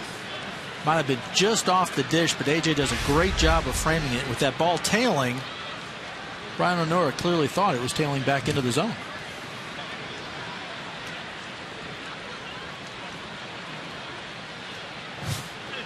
Lobaton with just 164 at bats this year. And Tapper to Beckham. He makes the play easily, so 2 out here in the 5th. Tomorrow, don't miss a new installment of High School Lights on Comcast Sportsnet. Catch the week's hottest highlights and inside stories from Chicagoland's standout prep stars. High School Lights, tomorrow night at 11:30, only on Comcast Sportsnet, fans' best friend. Desmond Jennings, 0 for 2, couple of flyouts. Pretty good at bats, both of them. Hit the ball pretty well, just missing it. And Jake, unfortunately, falling behind here, 2-0. When I talked to Joe Madden about him, he said he is a young player, but he was like this in the minor leagues. He'll go for 10 days where you think he's really got it, and then the next 10 days you realize that he lost it somehow. That's probably the characteristic of a young player. That's exactly what it is. Maybe not quite used to the travel, maybe not quite used to the crowds or the stadiums, the amount of pressure, and sometimes you put more pressure on yourselves to either stay or to try to help the team if you're winning or losing, and not just playing to your strengths. 3-0 pitch, and this would be the last man on the ball club you want to walk. He swiped 29 bases, been caught just twice, and with 2 outs here, if you do put him on via the base on balls, he's going to be going. Fly ball center field, well hit. Diaz going back, he's got room, and he makes the catch. But the Rays get a run on the home run by Scott.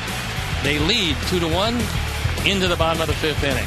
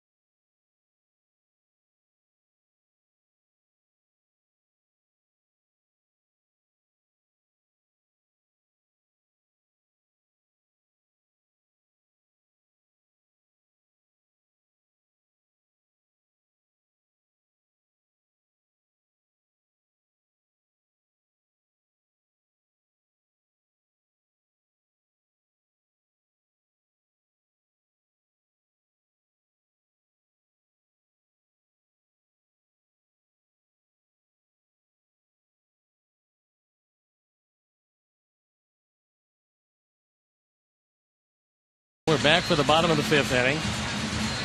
Sox trail by a run.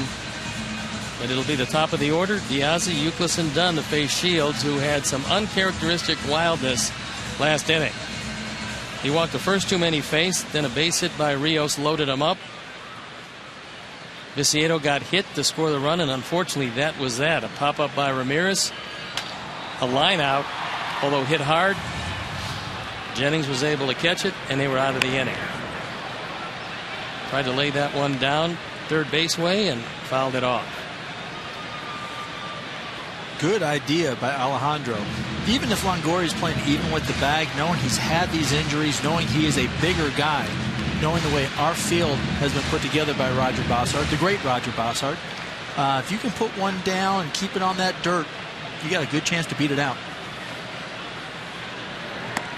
That curveball misses up. Shields has given up 24 home runs in 215 innings of work.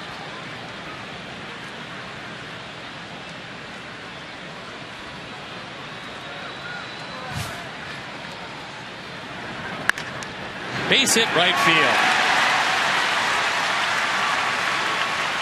So for the second time tonight, Diaz aboard, and he represents a tying run. Great at bat, a nice short compact swing. Short stride, good hands, down.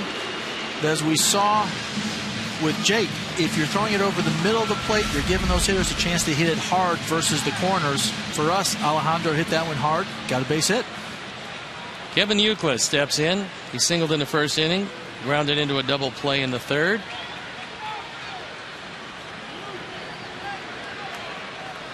Hits tied at 4.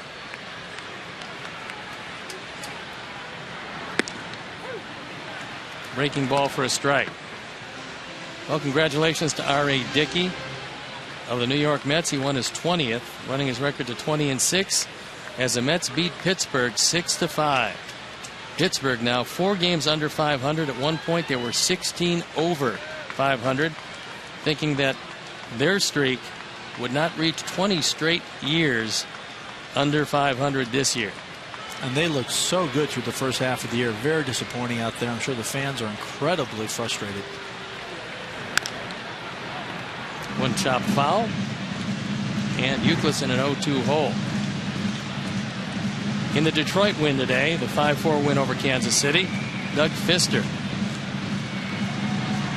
struck out 9 straight Royals. An American League record, and a fine performance considering that Max Scherzer still has arm fatigue. And he's got some problems. They don't know how much more he's going to pitch. Throw to first. Came an eyelash from throwing that ball away as Pena had to pirouette over Diaz at first. Diaz clearly ready to run. Did a false step towards second as he started shuffling back. I'm sure Shields saw him out of the corner of his eye and threw to first. But for Pena, you've got a guy coming back, a ball going toward right field. You got to do whatever you can to catch it. That one misses up.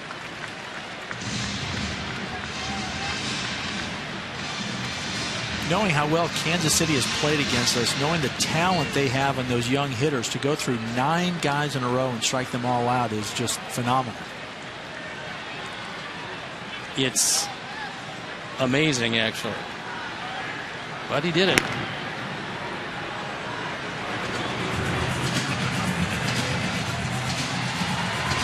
Kansas City, unfortunately, couldn't even beat Detroit a game in that 4-game series, but the 5 errors in that ball game today did not help much.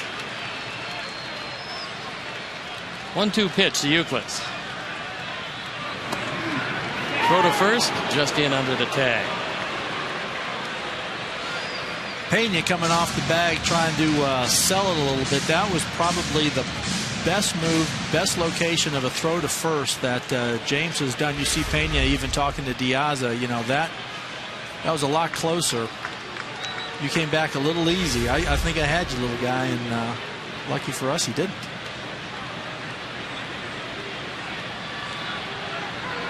Long set. Uke calls time.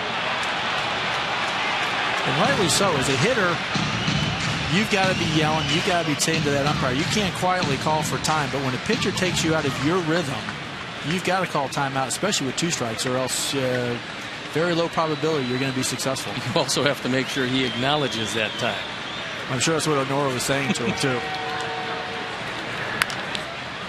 Chopper foul. Joe McEwing will make a friend. If you missed it earlier, Manny Acta, after his Indians won 2 of 3 in this ballpark, was fired. And Sandy Alomar, a great baseball man who will make a good manager, was named interim manager. And you wonder just when they'll take the interim tag off that, because they love him in the clubhouse. The fans love him.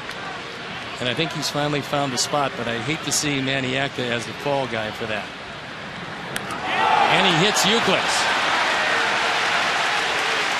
So just like last inning, 2 on, nobody out, the second man that Shields has hit trying to go inside with a fastball.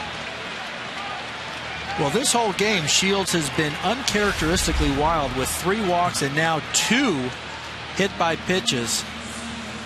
Uke doing a good job of leaving the elbow out there. He does have a pad on it. Glancing blow, so that probably won't hurt too much or leave any type of mark, but that's a good veteran move right there with the 1-2 count. Down by 1. The team's struggling. Let me get on base any way I can.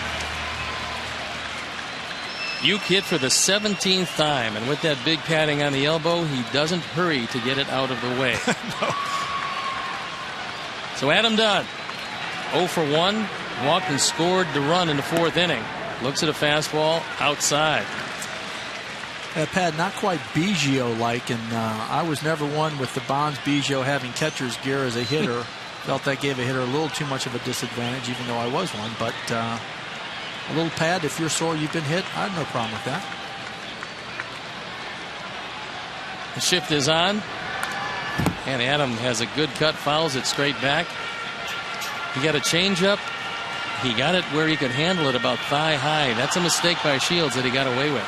Exactly right. This was one of Adams' best swings. A good aggressive, got his arms extended. You talked about AJ being able, if you're looking to drive one outer half, you can still drive it. That was just outer half that you look at the pitch and just missed it. Lays off that breaking ball down. The count moves to 2-1. So even in the shift, Keppinger can't go on the outfield grass. Zobrist is on the first base side of second, but he's the man charged with holding Diaza close, because they know Alejandro can run.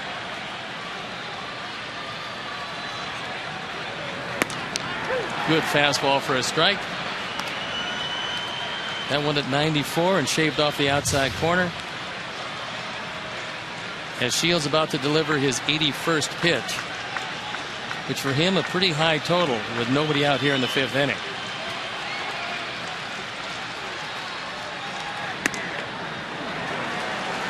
Well, Adam got a break there.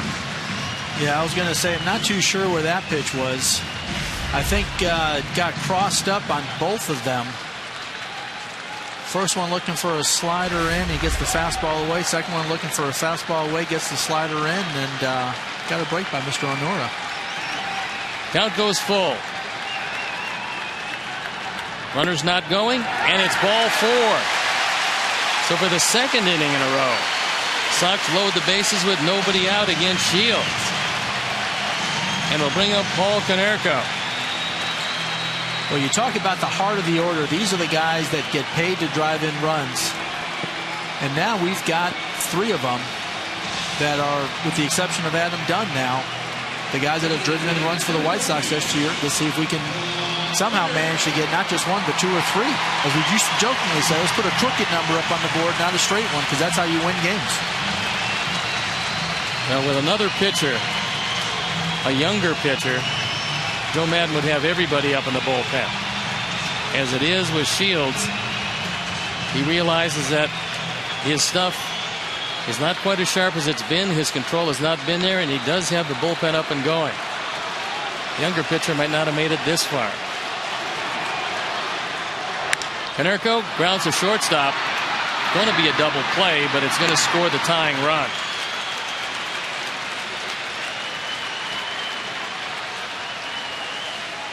Paul, we have seen struggle a little bit this last month, and typically in these situations, when he is on, he's got his swing. He's taking those low slider curveballs to right center field.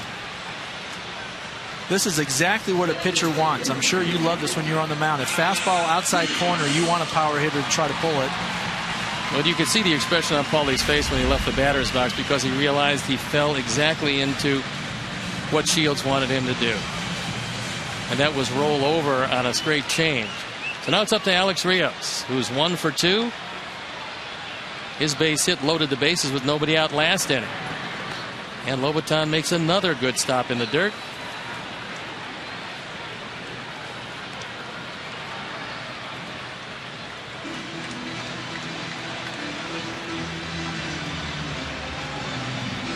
You see Alex, 356 last 16 games, 7 extra base hits. We don't need an extra base hit right here, just a little base hit, any kind of base hit. And one misses inside, the count goes to 2-0. And A.J. Pierzynski in the on-deck circle. He's 0 for 2, but the first time up he hit the ball very hard.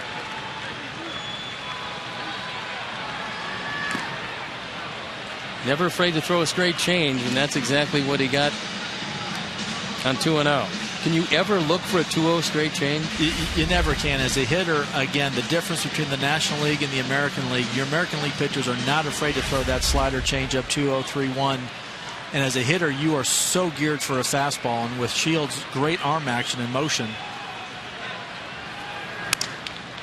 Little looper, broken bat, but foul. June or July, that ball is probably fair. The way things have been going for us the last month, last couple of weeks, unfortunately foul. So the count even at 2 with 2 outs and the score tied at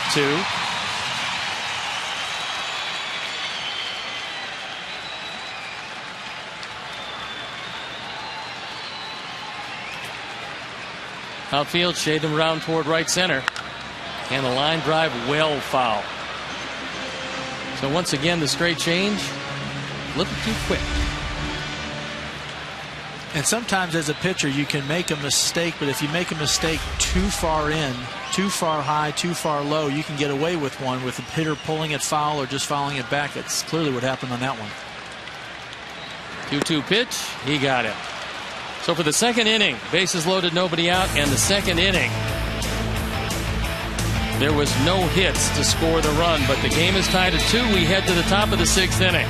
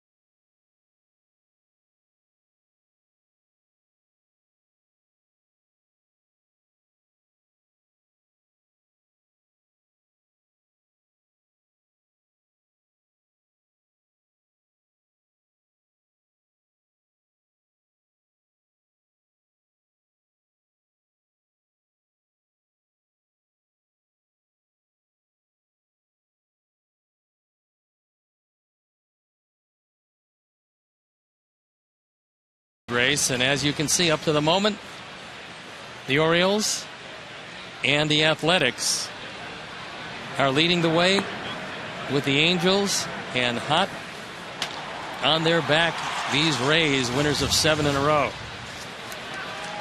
B.J. Upton leads it off. He's 0 for 2 with 2 strikeouts. And he pops that ball straight back, and the count evens at 1-1. Upton, another base stealer. 30 stolen bags, been caught 6 times. And he will swing at most everything. Fouled that one off. Good sinker by Jake.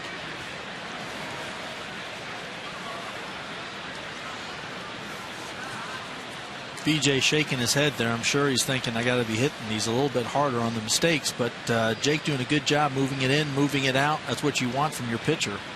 Not letting those eyes be in the same level, same location. That one down in the dirt. Count moves to 2-1. Actually 2-2. They'll get it right on the scoreboard in a minute.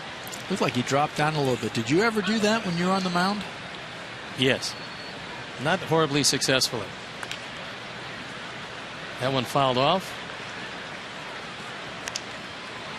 Was it a purpose pitch, or were you trying to get someone out? Purpose pitch in that you were setting up another pitch that might be coming, or truly trying to get a guy just to not pick it up and miss it? I was trying to give him a different look with a curveball. Got it. That one fouled off. You know, you throw the curveball out of the same spot. In my case, a high 3/4. And then if they haven't seen it, you'll try to surprise them with one. But you have to make sure if you do that a couple of times, you also have to throw a sidearm fastball because you don't want to fall into a pattern. Outfield straight away, infield straight away. And that one down, and the count goes full. So Upton, Zobrist, and Longoria. As Jake has reached the 85 pitch mark.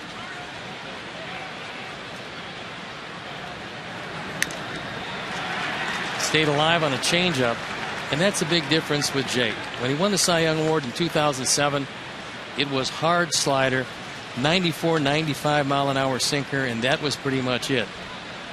But the 2012 version of Jake is a good straight change to go with a good slider. He got him. Foul tip into AJ's glove. And a big strikeout to take one of their speed burners off base. Third in a row, a hat trick. Jake doing a good job throwing down, down, down. All of a sudden coming back with a hard fastball up and in. Was able to get it by him. Ben Zobrist, his leadoff double in the 4th inning, wound up scoring the first run of the ball game. He's 1 for 2. He struck out looking in the first.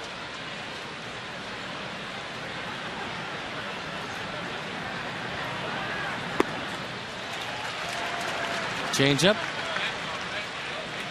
Good pitch. And a pretty solid year for Zobrist. Especially when you consider that he has played just about everywhere, and now he's settled in at shortstop. 0-2 on another change. We talked about Shields. Great arm action when he throws a change up. Jake, same way. He comes at you almost grunting, coming at you hard. Elbow, shoulder, ball, and all of a sudden it's coming out 10, 12 miles slower. Awfully hard not to lay off that one. Threw him another change, and he's got to make some sort of adjustment, because when a guy is 4 for 6 against you and done what he's done to Jake, it's time to go to plan B.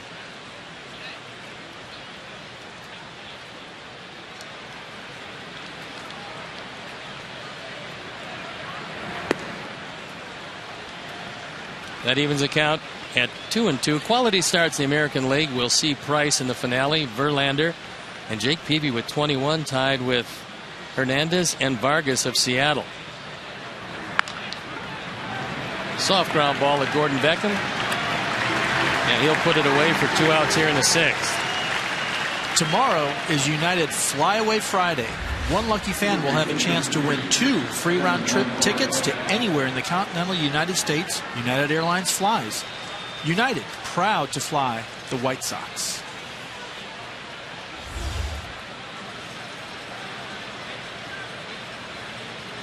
Ryan O'Nora wants to take a look at the baseball. That's something that usually surprises me. Now, Brian O'Nora took that ball out of play after it was grounded to second base. But you see umpires a lot on a ground ball in the infield, goes back to the pitcher, they allow him to throw it. But throw the ball in the dirt, barely tips the dirt to the catcher, and catcher holds it back, they throw it out of play. It has been amazing how, again, from when I played in those early 90s, you would have a guy throw a ball until umpire player saw a black mark on a quarter of it. And now, as you said, just a little bit of a scuff, something that hits the grass, the dirt, out of the norm. And I'm not sure if it's so much the players, but just somehow the umpires are just saying, let's take it out of play. 2 sliders and a 1-1 count to Longoria. As he skies it to center field. Easy fly ball. And an easy 1-2-3 inning for Jake. So we're into the bottom of the 6th with the game tied at 2.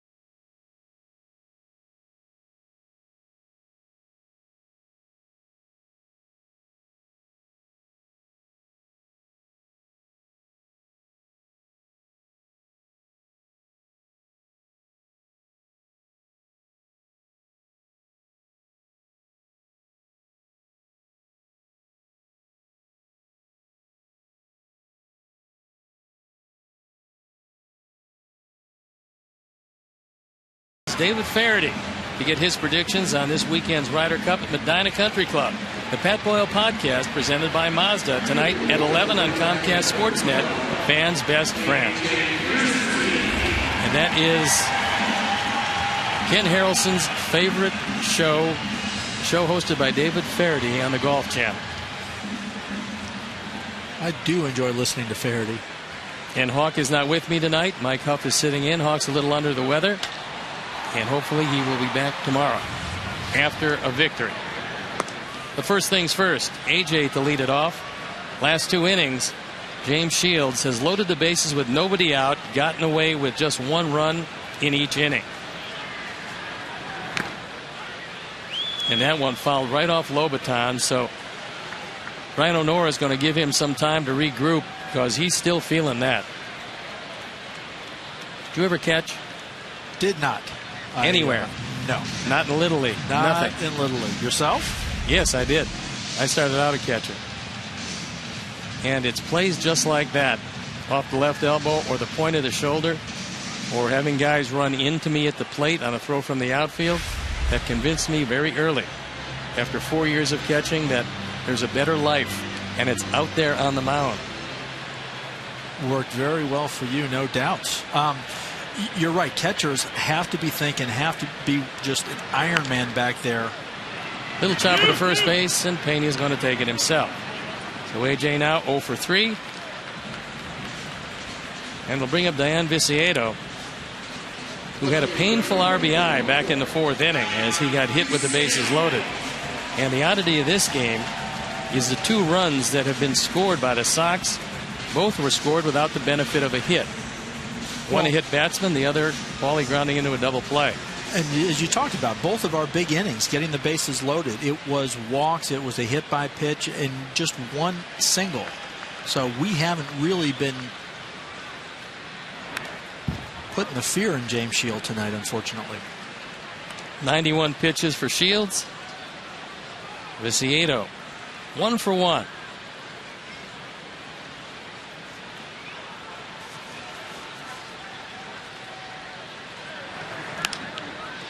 Popped it up. Keppinger under it, right in his tracks, and he puts it away. Hey, Sox fans, it's not too early to make plans for Sox Fest 2013 at the Palmer House, Hilton, presented by Miller Lite, Pepsi, and Comcast Sportsnet. Join current players and White Sox greats January 25th through the 27th for an exciting weekend of White Sox baseball. Early bird rates are available until November 1st. Visit whitesox.com/SoxFest to book now. It's going to be a great event, and it's coming up sooner than you think. So make sure you get there early. And those weekend passes where you can stay at the hotel, you have a private event on Friday night. Only hotel guests can come to it. You get to see the players up close and personal in street clothes in a way that you really never get a chance to see them any other time. So Sox Fest 2013, make your plans early to be there. As Ramirez takes one pretty close on the first pitch and pretty close on the second pitch, and he now is ahead 2-0. He's 0 for 2 tonight. Ground ball to third, pop up to short, and that pop up to short came with the bases loaded and 1 out in the 4th inning. Base hit center field. Well, we talked about it earlier in the game. ALEXEI hitting .400 against Shields in his career, 8 for 20 with 2 home runs. So you know he's got a good confidence up there when Shields is on the mound, and just got to frustrate him beyond all get out when he had the bases loaded. Having a 2-0 count, falling behind this time, 2 pitches backing him up, didn't get nervous, stayed right over the plate, took a fastball outside right up the middle. Ramirez has swiped 19 bases. He's been caught 7 times, and they have yet to try to run against Shields because of that great move he has to first base.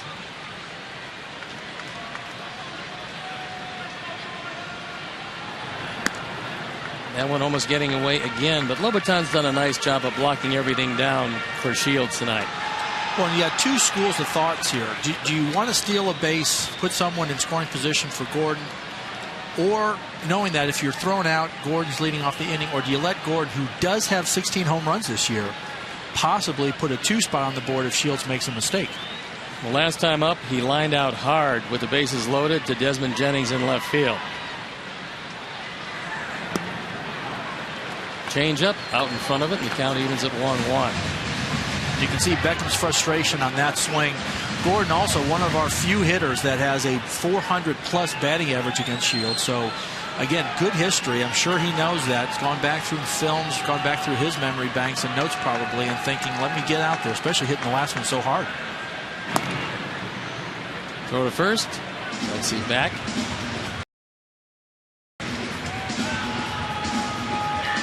We got 2 guys tonight in Peavy and Shields that both have very good moves to first base. And so with both of these teams having more than their share of base stealers, there's been no attempts. Line drive, foul. When you see a pitcher hang a breaking ball and you get out there too quickly, you know it immediately, and does it bother you that you just couldn't wait that split second? Oh, definitely. Especially with someone like Shields, who is such a good pitcher, that when he does make that mistake and you recognize it and you square it up where you're hitting it hard, but you realize you just got it too soon. As soon as it's past third base, you know it's going to foul. You're shaking your head saying, I doubt I'm getting another one of these. Now I've really got a battle. Runner going. Throw to second base. He hops it into center field. And B.J. Upton did a pretty nice job, because on a ball you know is going to one hop either the shortstop or second baseman, the center fielder has to start charging. Well, and the nice thing is most center fielders are a little bit fleet of foot. You can see here he's moving as the ball is thrown. As soon as it gets by him, he picks it up. ALEXEI, knowing that the ball had beaten him, probably thinking, how do I make a unique slide, as he has a few times this year, to get around the tag. Wasn't necessarily looking at that ball in center, and BJ came in quickly to keep him at second base. So a 2-2 count with 2 outs here. and Ramirez in scoring position, and he throws a fastball right by Gordon. So we've been through 6. The game tied at 2, and it's on to the top of the 7th.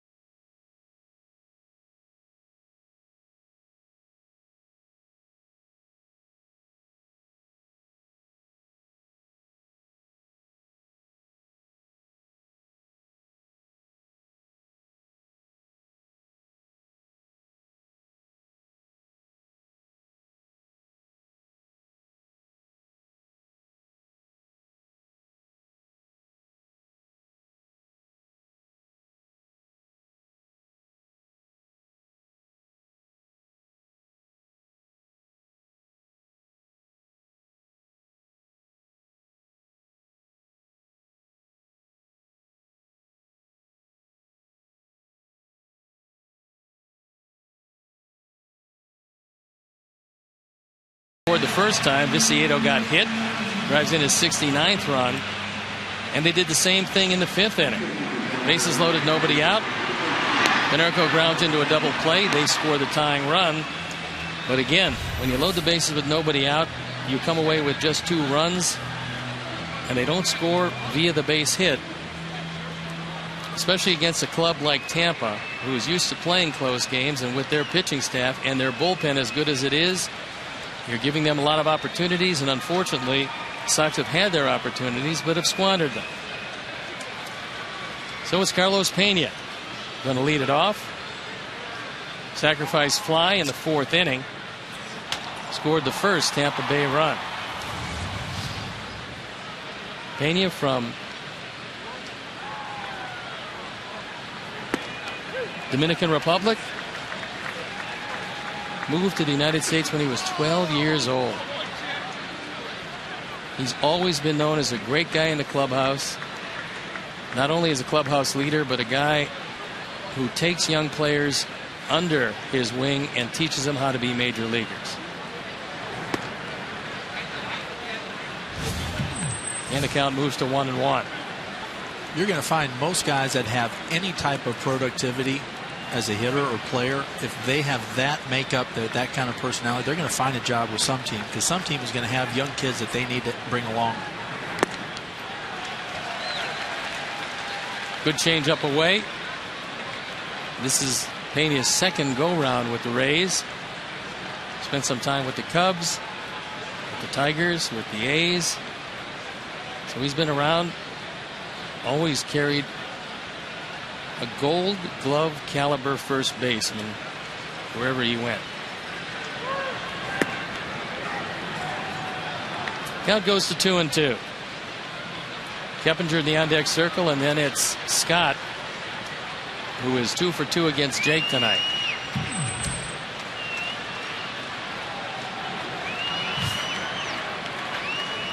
We talked about Jake's quality starts. We're already into the 7th. Granted, he's going to be touching 100 pitches on this next one, but he gets us through this. Gives Robin, Coop a lot of options if guys start to get on base. Especially as hard as the bullpen has been worked in that Cleveland series. Line drive, foul.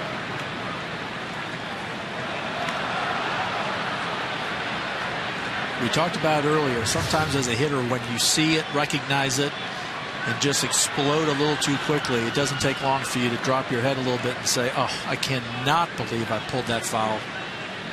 Guy pitching as good as well as Jake is, probably not going to get another one, and you got to get into that real battle mode. 2-2 pitch. Lifted to left field, slicing away from Viciedo, but also slicing foul. When PENA hits the ball to left field, it's a mistake. Well, he's a dead pull hitter. Yes, I was exactly right. Something you don't hardly ever see out of him is if he does see that ball outside 2 strikes, he's more than likely going to be grounding it to the right side of the infield, making an out. Infield swung way over to right. Outfield pretty straight up.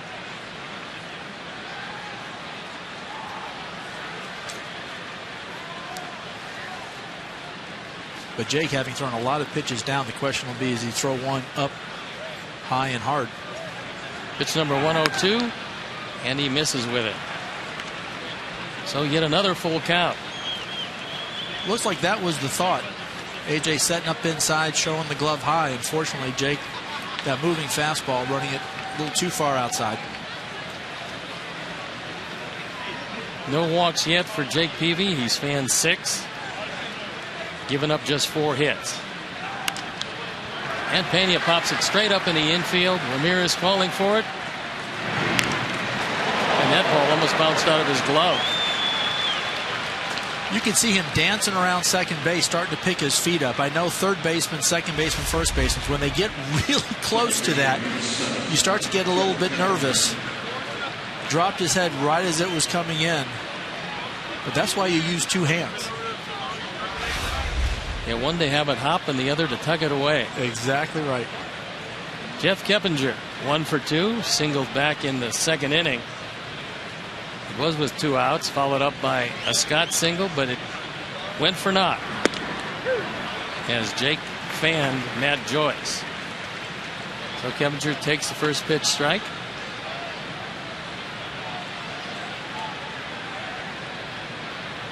And the Sox bullpen starts to stir. Ground ball up the middle. Beckham backhand. Throw to first base, and he's got him by plenty.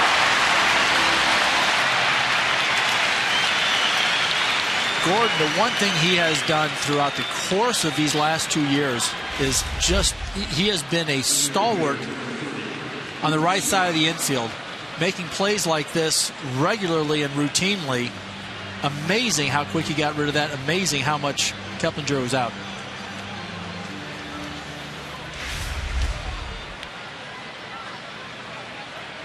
Great play by Beckham, who has just 6 errors all year and probably will be in the consideration for the Gold Glove. So Luke Scott, single and a home run, drives that ball well hit to center field, but De Aza has room. He makes the catch. So we head to the bottom of the 7th inning. The game still tied at 2.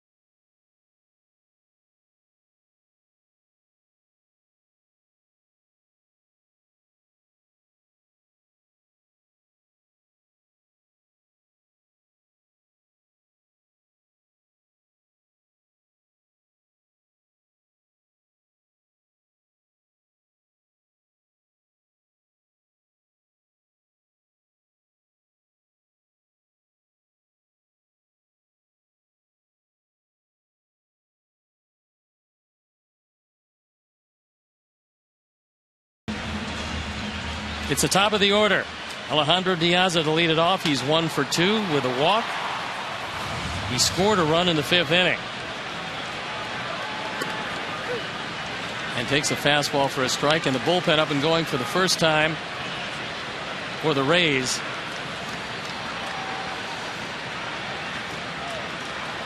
Bullpen quiet for the Sox. Change up down and out of the zone. That's a question of just swinging at the motion as opposed to the baseball. And you can see Shields with 4 walks, 6 strikeouts. He's hit 2. Jake, no walks, 6 strikeouts. It's been a little bit easier time for Jake than it has been for James Shields. A little bit more taxing for Shields, like you said. The 5 hits, 4 walks, 2 hit, 11 guys on base. We've left 7 on in 6 innings. But the importance of this game for both teams, mentioned before, these can't guys be overstated. Oh my gosh, yes. 2.5 games out for Tampa Bay, 1.5 for the White Sox. There's Jake having one of his better performances. Jake McGee loosening up in the bullpen. And when I talked with Joe Madden, he was raving about McGee. And now the umpires have gone into the dugout. And apparently Brian O'Nora is not feeling particularly well. Might have gotten something in an eye.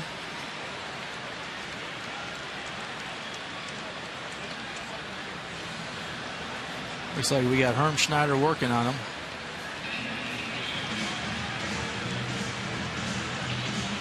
Herm Schneider, head trainer for the White Sox. And it is something in his eye. And we've got, if not the best, certainly one of the best training crews, along with Alan Thomas, strength crew. Fitness coordinator, yep. Yeah, I mean, you know, when you have those kind of guys, number one, you get healthier sooner from injuries, but number two, you avoid many of the injuries that befall many other teams. And year after year, we lose less games and have less people on the disabled list than anybody in baseball, and it can't just be a coincidence when it happens every year.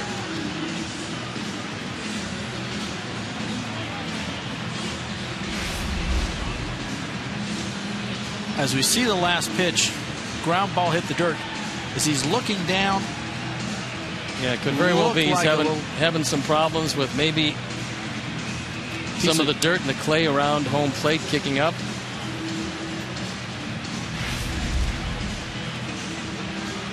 We used to jokingly say when we were here, when I was here in those early 90 years, 1, 2, and 3, that you did not want to go on the DL because Herm Schneider worked you harder than you would ever imagine to get you off that DL more quickly. And I don't have the stat in front of me. What I know, there's something about the tenure that Cooper has been here with our starting pitchers, as you were talking about earlier, how few have gone on the DL, how many starters or starting games we have missed due to injury to our starters over the last, I want to say, 8 or 10 years, all due to Herm, the staff for the White Sox. Well, Brian O'Nora is okay.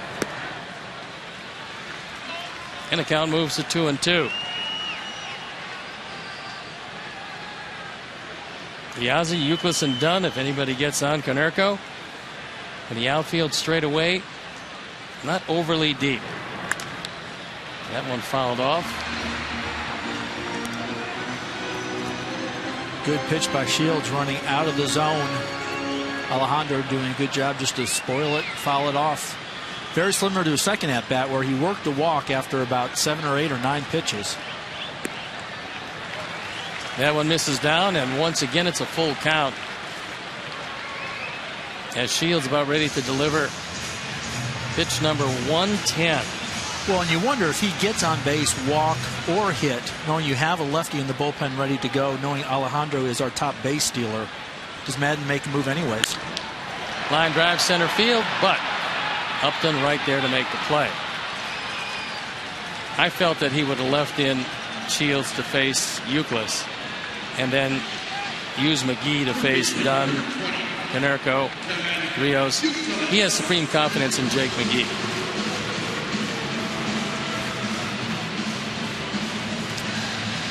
The crowd here shouting out Uke. Been very fun coming to the ballpark since the trade and hearing the chance for YOUKILIS. It was a great acquisition because things weren't going well at third base until he got here. And that one down the line and just foul. Tom Hallion on the call. Evan Longoria hugging the line anyway. And Uke or Joe McEwing not arguing. Yeah, you're exactly right. Longoria. Well, you have to play a no double set here. I mean, you're talking about bottom of the 7th inning in a 2-2 game. You got to play the line. That evens the count at 1-1.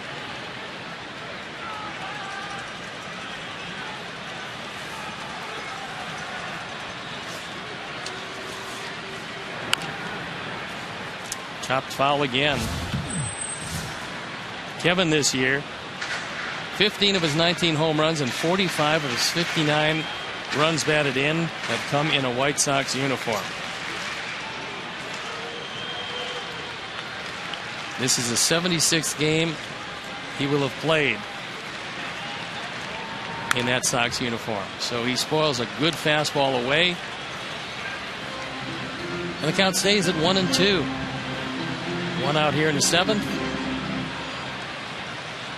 2-4-0 for the Rays. 2-5-0 for our Sox. Pretty amazing when you think about it. YOUKILIS having played on 2 teams this year, that somehow batting average exactly the same for both, yet the power numbers have really shown since he's put on the White Sox uniform. Well, he was splitting time with Middlebrooks, and the irony is that Middlebrooks broke his hand, was lost for the year to Boston. But Uke had an opportunity to come here and play in a team that desperately needed him, and he's made the most of that opportunity. That one fouled off, and once again, it was off Lobaton. So he's taking a beating back there tonight.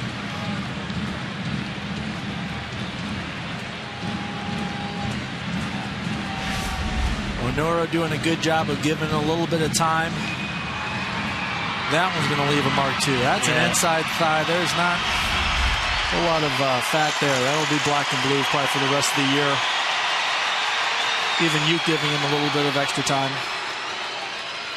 Well, the fans trying to give Kevin YOUKILIS some encouragement. There's only 18,630, but they've been very loud tonight. Just off the glove. Zobrist can't make the play, and Uke has a base hit.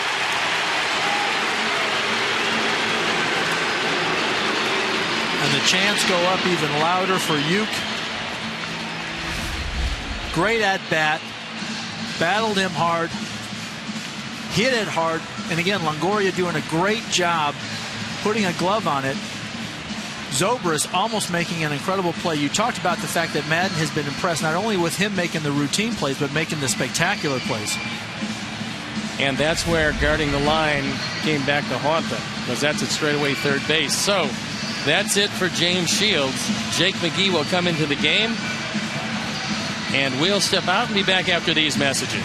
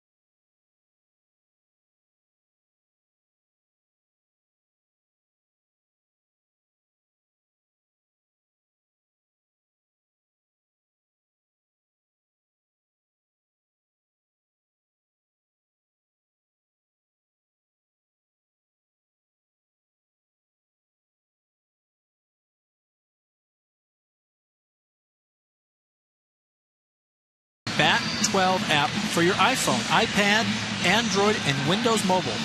Get live audio, pitch tracking, video highlights, and more. Text @BAT to 31826 or visit whitesox.com for details. Our Chrysler call to the pen is Jake McGee, who's 6'3", 230 pounds, out of San Jose, California. The big left-hander having a great year.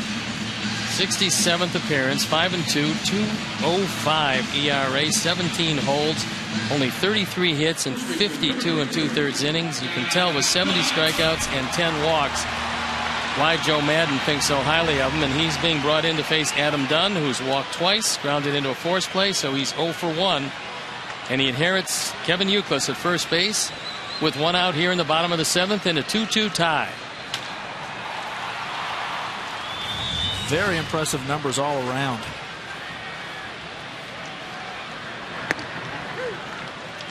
Fastball strike. We'll get that fastball up there 95, 96 miles an hour. Last year, burst on the scene from AAA and was impressive enough to come back and spend this whole season with the Rays. Fly ball, well hit left field. Jennings in the corner, and he makes the catch.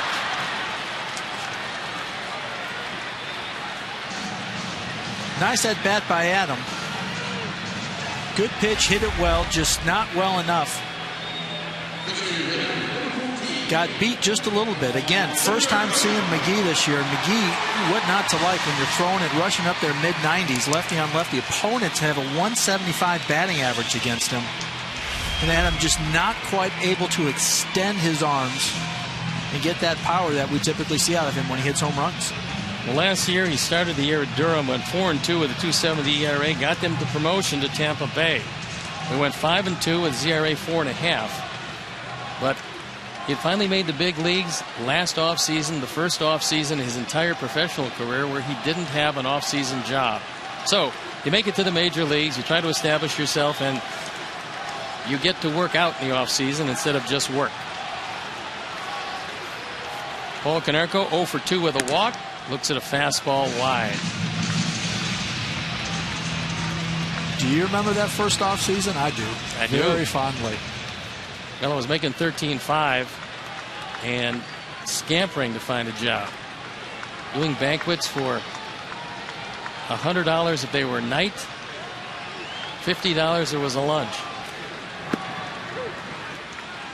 That evens the count at 1-1. 2 outs here in the bottom of the 7th.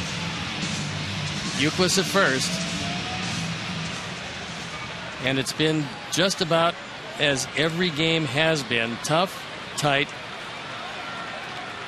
played well defensively, and never a whole lot of daylight between the two teams. Count goes to 2-1. Well, and for Sox fans, they've seen this too much. Opportunities left on the bases, innings that look like they're going to lead to 2, 3, 4, 5 runs that come up with either 0 or 1. Just looking for that one game to start us down that path of the confidence, the one guy that's going to come through with that clutch hit. Throws that fastball right by him at 96.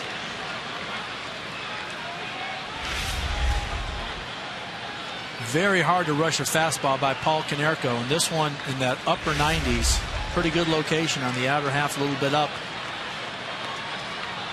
Very Sox, impressive. In this year's season series, they've only seen the Rays 3 times, and they're 3-0 against them, but they haven't seen them since May.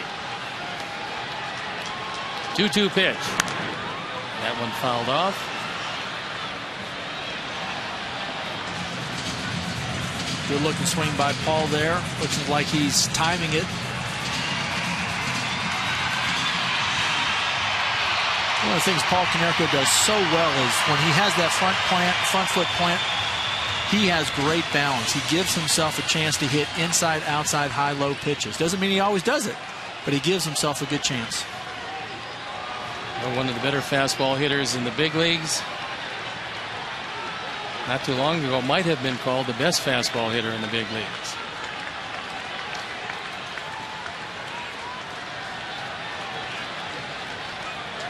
2-2 pitch. He misses down. Well, when you think back to the way Paul started this year, a big reason that we were able to stay in the hunt and then get into first place and stay in the first place those first couple months of the year. Hitting .400. Yes. And hitting everything in sight, driving in some big runs, and then had a wrist injury. He's battled some back problems. So with the count full, YOUKILIS will be going. McGee spinning the baseball, as is the practice of a lot of pitchers. And that one fouled off to the right.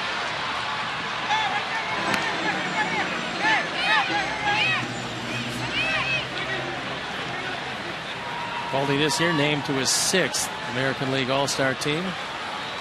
His 3rd in a row.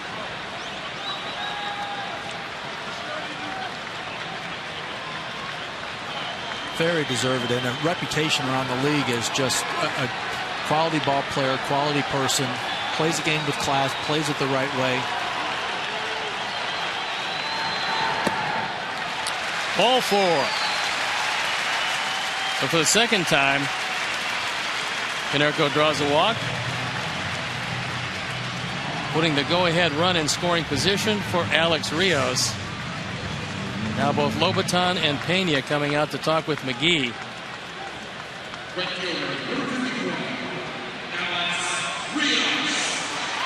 Nobody up in the Tampa Bay bullpen. Looks like the phone might just be starting to ring. Again, Lobaton making sure that McGee knows what the indicator is going to be, what the sequence is going to be, just so that he doesn't get mixed up.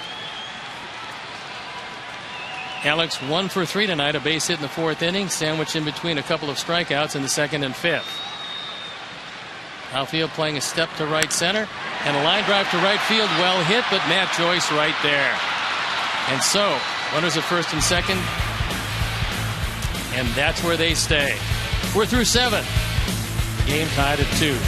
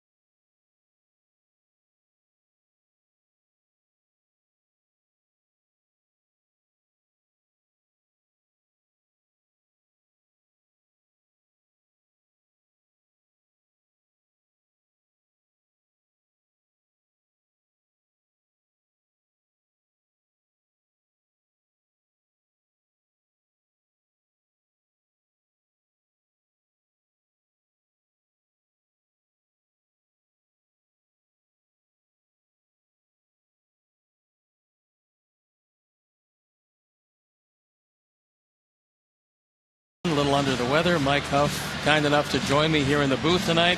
And Mike, we've seen a whale of a ball game. Well, you called it early. 2 great pitchers on the mounds for both teams. Jake, only 2 runners have been left on base with the 2 scoring. No walks, just pitching his heart out, giving us a chance. And we've had a couple opportunities. Unfortunately, haven't been able to push a couple more than just the 2 we do have. Bottom part of the order to face Jake here in the 8th. It's Joyce, who's 0 for 2 with a strikeout. Lobaton just now getting to the on-deck circle. And the count goes to 2-0. Well, Jake's had 9 in a row. After the home run to Scott, has gone through the order one time, getting everybody out. Unfortunately, falling behind here. And he's fallen behind 3-0 to a guy he's retired twice rather easily. But Joyce is another one of those guys can hit the ball out of the ballpark. You wonder if Joe Madden, leading off the inning, would give him the 3-0 green light. And the answer was no. But Jake took a little something off. Didn't throw him a fastball. Took a little something off and got it over the plate.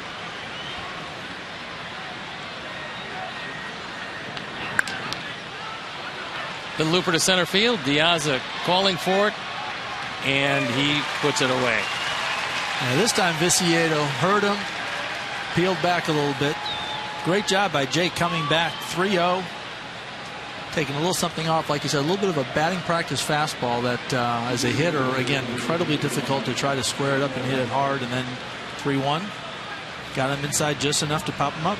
Sam Fold is coming up to pinch hit. He was nursing a hamstring problem. They worked him out before the game. Talked to George Hendrick about him. He said he was ready to go, but not play the outfield all the time, but they could use him as a pinch hitter. And here he is, hitting .273. No home runs, 5 driven in. And he looks at a fastball for a strike. So Fold, 2 for 7 as a pinch hitter. No home runs, so Jake doesn't need to worry about that so much as getting ahead, which he did. And a great changeup. So now you know Sam is thinking, okay, I saw a slider, looking for a fastball first pitch in the zone. Looking for a fastball and thought I saw it and got a changeup. Sometimes you start thinking that's just not fair when you're a pinch hitter and the guy's throwing you everything but the one pitch you want to swing. They got the fastball that time, and Jake tried to heat him upstairs, and he fouled it straight back. Well, now as a pitcher, would you be thinking about that, knowing a batter might be looking for a certain type of pitch, going ahead and throwing it, but throwing it out of the zone to see if he would chase? Not on the first pitch, but right now he'd bury a slider in the dirt. He decided to bury a changeup in the dirt. It's Myers and Veal throwing in the bullpen. You get Jennings to follow Fold, and then Upton for the switch hitter Zobrist.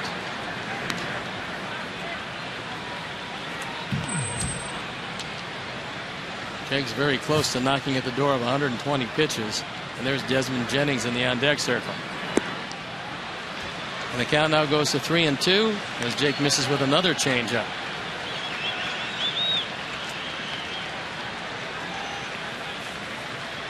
Just coming back from a hamstring problem, I would think Fold gets on, they would pinch run for him. But let's hope we don't have to worry about that. But we do, because he draws a base on balls. The first one of the night. And Robin is coming out. Jake has thrown a lot of pitches. He's incredibly mad at himself, not yelling at anybody else. Jake Peavy has pitched his heart out tonight, thrown the ball exceptionally well, limited this team to just 4 hits. And Robin so far has not pointed to the pen.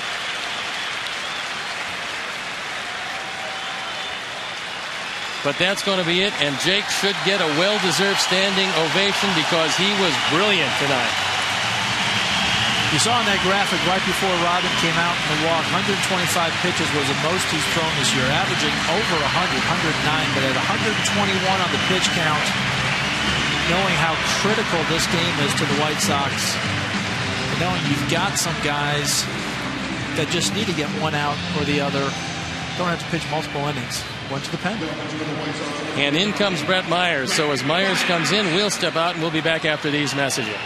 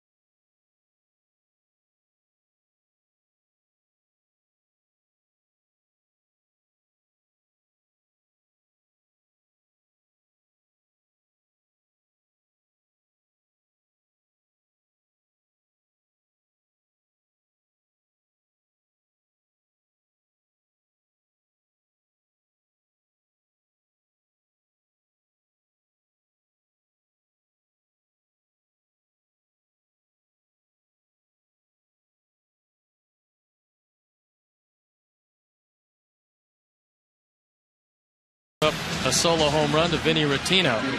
He's 3-3, ERA 3.38, on for the 32nd time in a Sox uniform. He inherits the go-ahead run at first base in Sam Fuld, who is the only man that Jake walked tonight. So Desmond Jennings, who's 0 for 3, 3 fly balls, and he's been kind enough to use all 3 outfielders.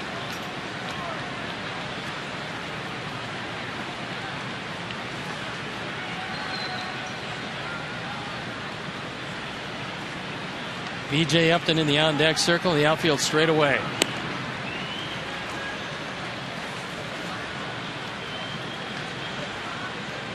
Fuld's 7 out of 9 in stolen bases, so apparently that hamstring is okay, as Joe Maddon is not using a pinch runner. Good lead at first. He pours a fastball by him, and that ball looked to be a little up.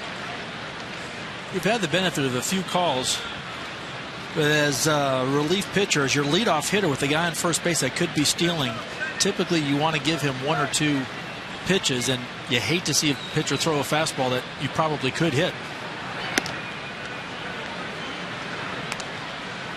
Well, the first one was out of the zone. The second one was in the zone, so I guess we're still 1-1, right? We're even. There you see the Menards pitch tracks. Fuld with a big lead at first base.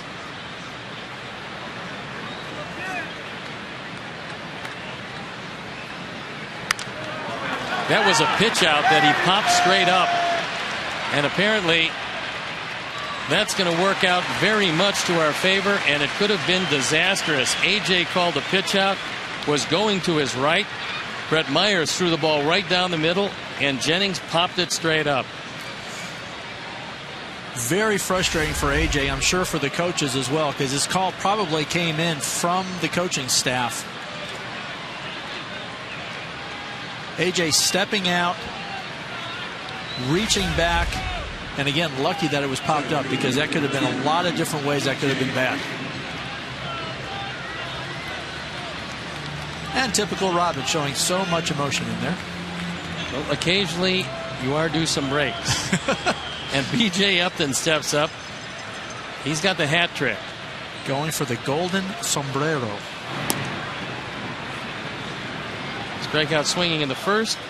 Strikeout looking in the third. Strikeout swinging in the sixth. Sounds like he should be striking out looking in the eighth here.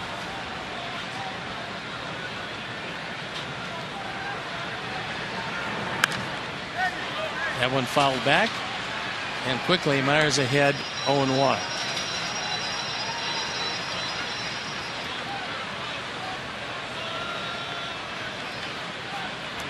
Outfield straight away and a little deeper than they would normally play, trying to cut off the gaps in pretty much a no doubles set. Youkilis very close to the line at third. And that fouled off. And now if you're Joe Maddon, you don't want to lead off, I don't think, with Zobrist, one of your best hitters. Now do you send Fuld? I was going to say exactly right. Now is when managers earn their salaries. What do you do? When do you run them? You're looking at matchups. You're looking at their bullpens. You would think if there's a time to run, it's going to be this pitch or the next one. It's one of the reasons why I like to see occasional 0-2 pitch outs. But AJ looking over at Mark Parent. He's the one that calls the slide steps and the pitches. Soft fly ball to center field, and Myers is going to get out of it. Piazza puts it away, and we head to the bottom of the eighth with the score tied at 2.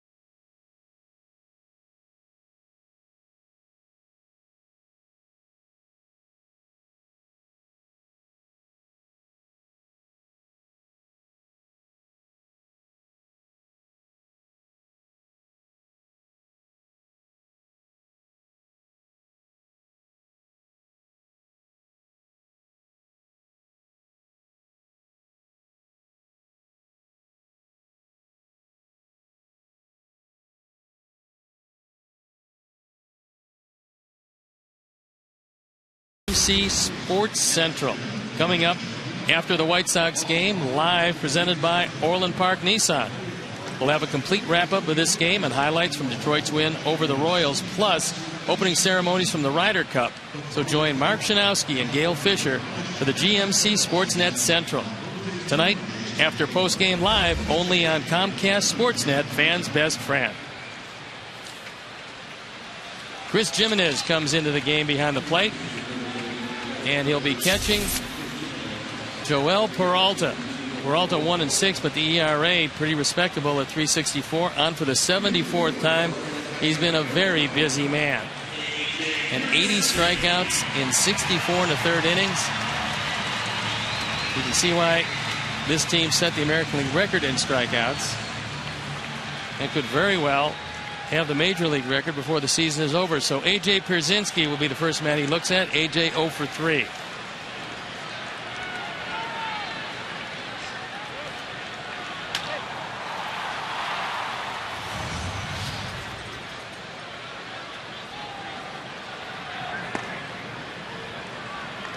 I know the White Sox have seen some pretty good bullpens recently, but as you're talking about, you go up and down this Tampa Bay bullpen, opponent batting averages. We had 175 with McGee, 195. Opposing batters hitting less than 200 against Peralta. That's the first hit A.J. has had against Peralta. He was 0 for 12 coming into that at bat. And that, a big one leading off the 8th inning. You wonder if Robin's going to put a pinch runner out there, and here he is, Jordan Danks. So representing the go-ahead and potential winning run, Jordan Danks comes on to hit for A.J.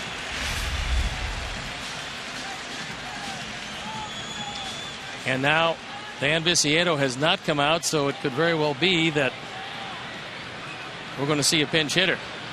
You would think Dwayne Wise in this situation. He's got Dwayne Wise, and that's what he yelled out to Brian O'Nora. And there's a look at Dwayne.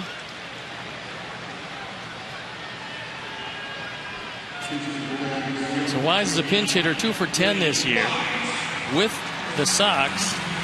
1 for 4 with a run driven in. He does not have a sacrifice, however. He's hitting 264 overall, and another guy who's hitting the same with the White Sox at 264. As with the Yankees this year. Dwayne gives you a great batter here that can bunt, that can hit and run, someone that can drive the balls. We've seen him do since he's come over, hitting a couple home runs, but also is a good line drive hitter and can first and third you. So really gives Robin, Mark Parent, the coaching staff, a lot of options here and puts a lot of pressure on Tampa Bay's defense, which we know hasn't been stellar this year. No, but with Longoria now at third base, if you're going to bunt down that way, you better deaden it or he will get the out at second. Jordan Danks with a pretty good lead at first. Nobody out here in the 8th inning. Score tied at 2.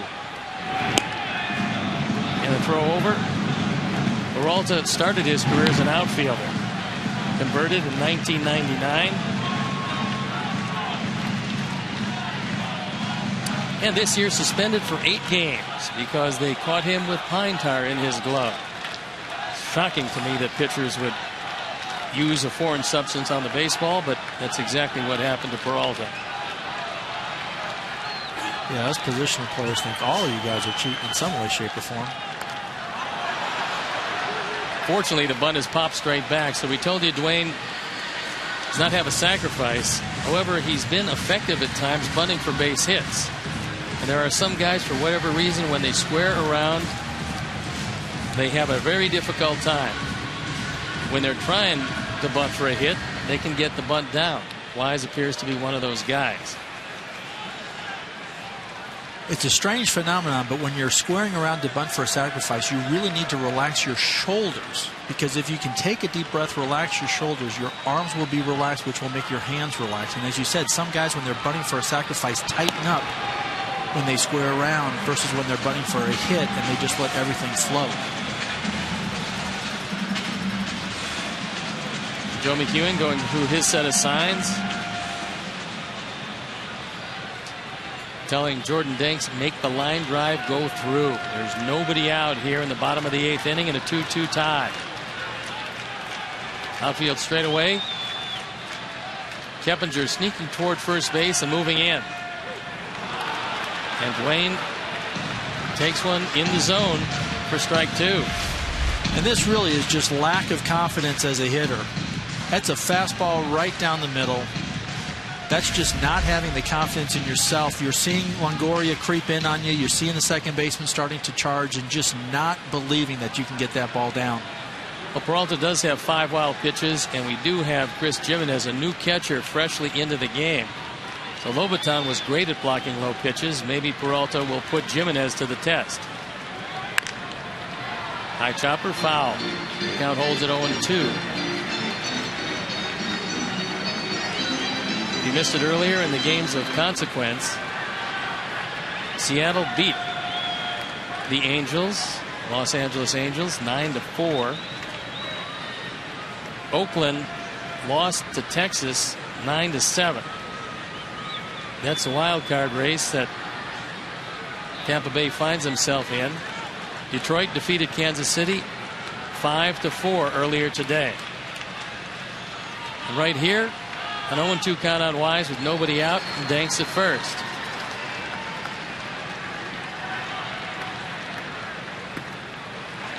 That went in the dirt, and Jimenez picked it clean.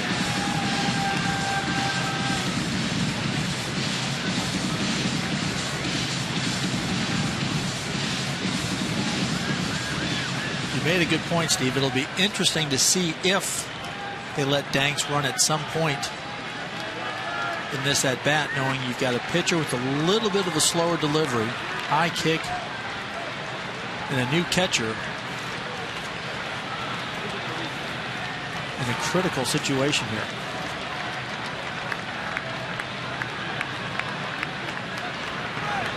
Starts to go and stops. Looked like he had a pretty good jump, and then all of a sudden put the brakes on. Maybe it could be that he skidded some and lost the footing. A lot of different things going through it, especially when you're a pinch runner, knowing how critical you do not want to be thrown out if you're stealing. Peralta might have not kicked quite as high. He might have spun a little bit, as you talked about. He might have just tried to see if he's really timing him and getting his steps down. So I'm sure Danks is feeling a lot more confident now that he can steal if he needs to. He's 2 out of 3 in the stolen base department, and it appeared that Peralta used the slide step and quickened up his motion on that particular pitch. 1-2 pitch to Wise. But a throw over to first. Peralta does not have James Shields' move. Nor Jesse Crane's, thank goodness. And Robin is talking it over with Mark Parent, probably about how Peralta's setting. Coming to a set position, you have to come to that stop. Now, there are a lot of pitchers that stop on the way down a couple of times, but they do it every time. If they don't, it's interpreted as trying to deceive the base runner. Just missed off the corner, and the count evens at 2-2.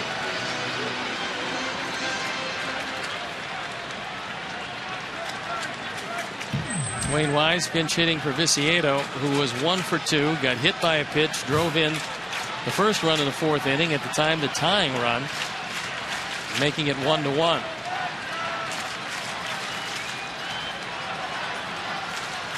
Good lead by Danks at first. And Peralta throws a fastball right by Wise. Got to be a frustrating at bat for Dwayne, knowing he went up there with one goal, one purpose, getting that bunt down. And when that didn't happen, you start to expand the strike zone. For Dwayne, seeing a fastball up in his eyes, seeing it well, unfortunately, very hard for any hitter to get on top of those and hit it hard. Brings up Alexei Ramirez, 1 for 8. That one, a home run. And Ramirez 1 for 3 tonight, singled, stole base before Beckham struck out to end the 6th inning.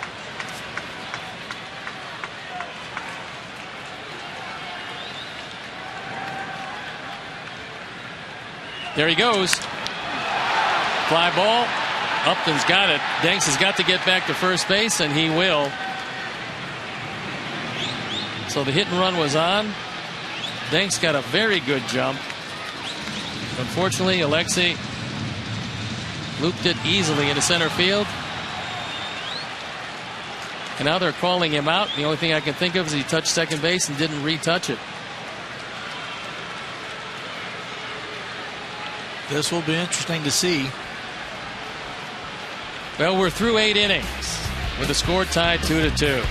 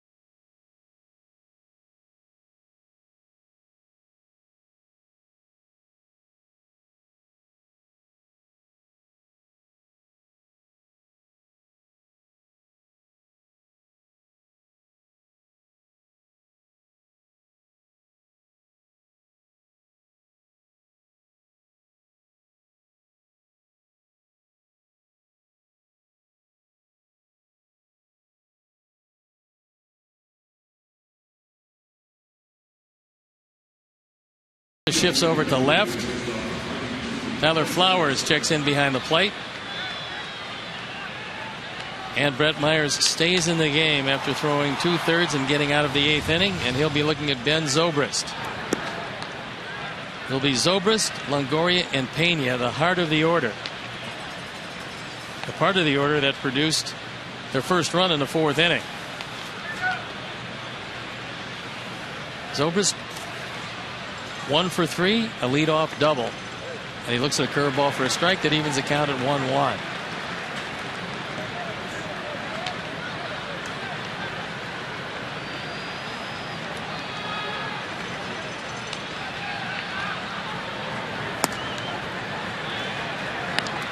Count moves to 2-1.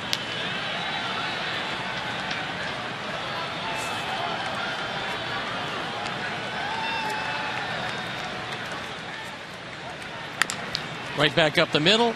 Ramirez there. And he's got him by a good 2 steps. As we go back to the play that ended the last inning, Jordan Danks head down. This was a straight steal and probably too good a pitch. As he touches second, you can see he has stepped toward the third base side. And when he took that half step toward third, you'll see it better down here. With the head down, it was not a hit and run. But when he steps toward third, you have to go back, step on second to go to first. Actually, a very good call by Alfonso Marquez. It was both unfortunate and, you're right, was a good call, and that Ray dugout was all over it. Longoria with the count 0-1. That evens it. Longoria 0 for 3 tonight. A quiet night for him so far. He's made a couple of good plays at third base.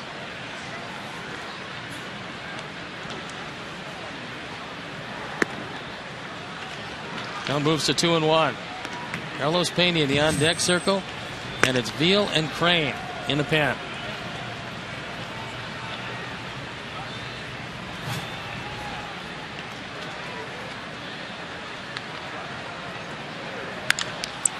Long drive, left center field, and it's a 3-2 game. Home run number 14. 50 runs batted in. It appeared to be a rolling breaking ball, and Longoria took it out. I know Don Cooper stresses that third pitch going from 1-2 to 2-1. You put the hitter in a good spot or the pitcher in a good spot, and you're absolutely right. Curveball that did not have any bite to it, upper half, and he did not miss it. Form Ford home run replay. Second solo home run of the night for the Rays. And they've captured a 3-2 lead. Carlos Pena 0 for 2 with a sacrifice fly, and he looks at a curveball for a strike.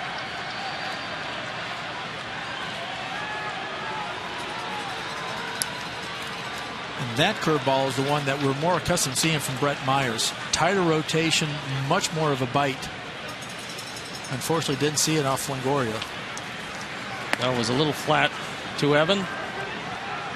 But the Sox have had a whole lot of chances. Bases loaded with nobody out both in the 4th and 5th inning. They came away with just 1 run in each.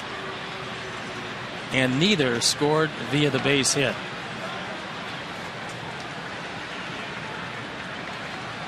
Count even at 1 with 1 out here in the top of the 9th inning.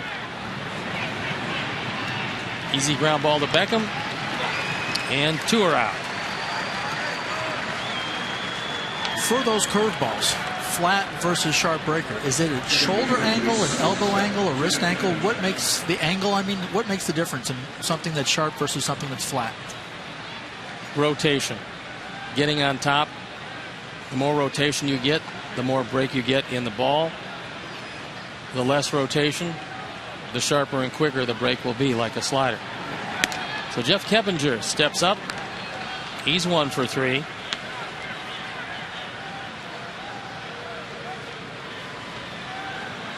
Three for 11 with 2 home runs against Brett Myers as he looks at a fastball for a strike.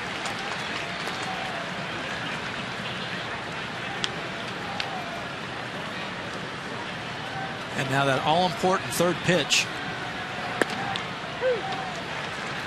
puts Brett in the driver's seat now with throwing a strike there, 1-2.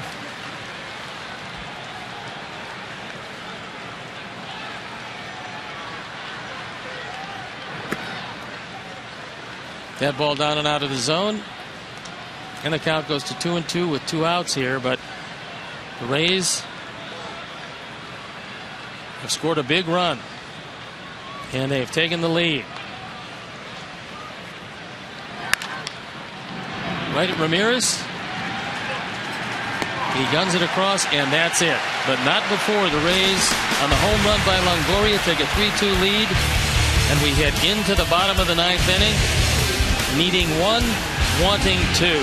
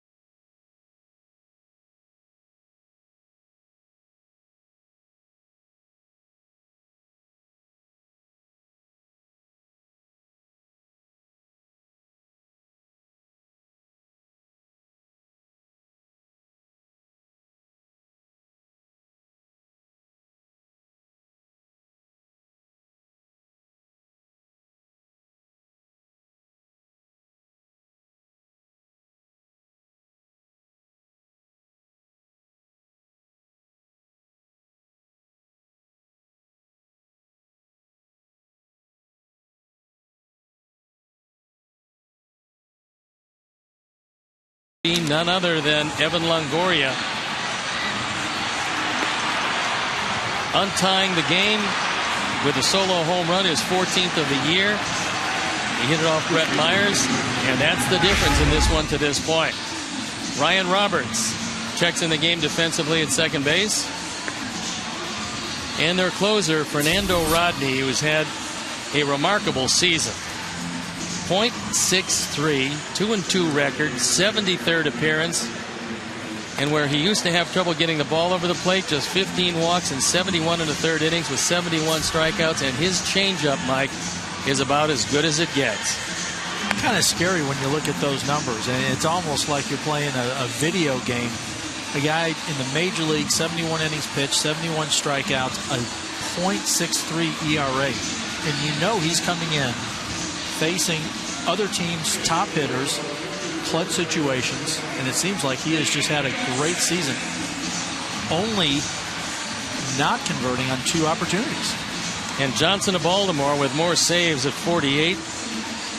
But Fernando Rodney leads the major leagues with a .63 ERA among all relievers with a minimum of 50 innings pitched.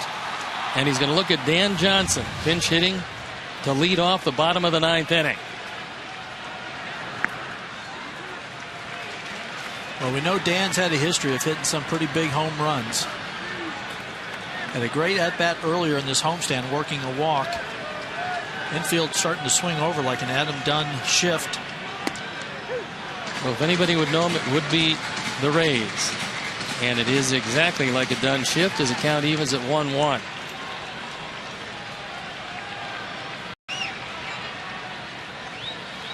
Rodney can get it up there, 97, 98 miles an hour. Line drive, but almost lost in the lights, and Matt Joyce at the last instant caught it, but I don't think, Mike, he ever saw it. No, I think he got a great jump off the bat, saw it, and it went right into the lights. At this ballpark, it's not a high line drive, it's not a low line drive, it's a middle one, which Dan hit. And I think after about the 4th step, he just put his glove out and hoped, put his head down, and he's very lucky it went into the glove because he did not see this at all. Right here, he turned his head away, and the ball lands in the glove. He didn't catch it. The ball found the glove. So 1 out. Alejandro Diaz. 1 for 3 tonight, and he's hit the ball very hard. And he looks at a fastball inside.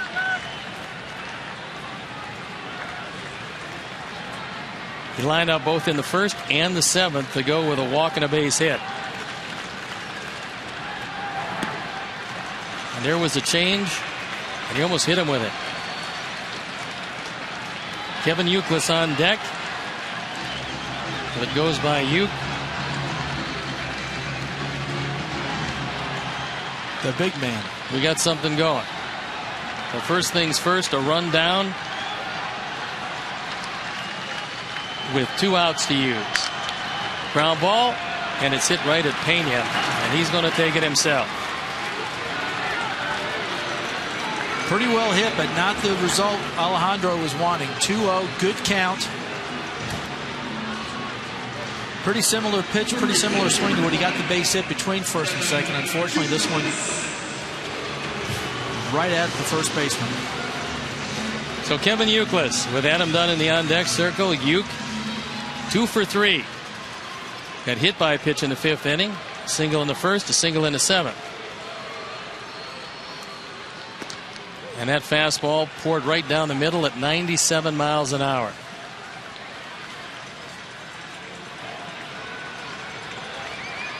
Rodney going for save number 46. That evens the count at 1-1.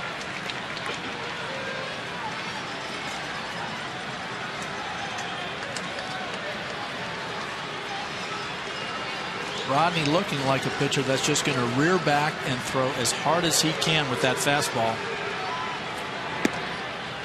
That one misses down. Rodney, who came over after pitching for the Angels last year, wasn't a great year. He wasn't used as a closer. He had a 4.5 ERA.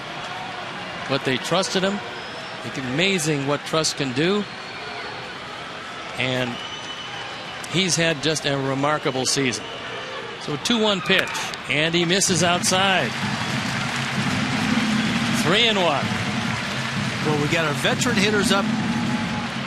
Uke, Adam, Paul. You think anything's close to the strike zone here, Uke's going to put a good pass on it. Definitely has home run power. Can't ask for much more because something tells me this guy's not going to be throwing a changeup or a slider on a 3-1 count.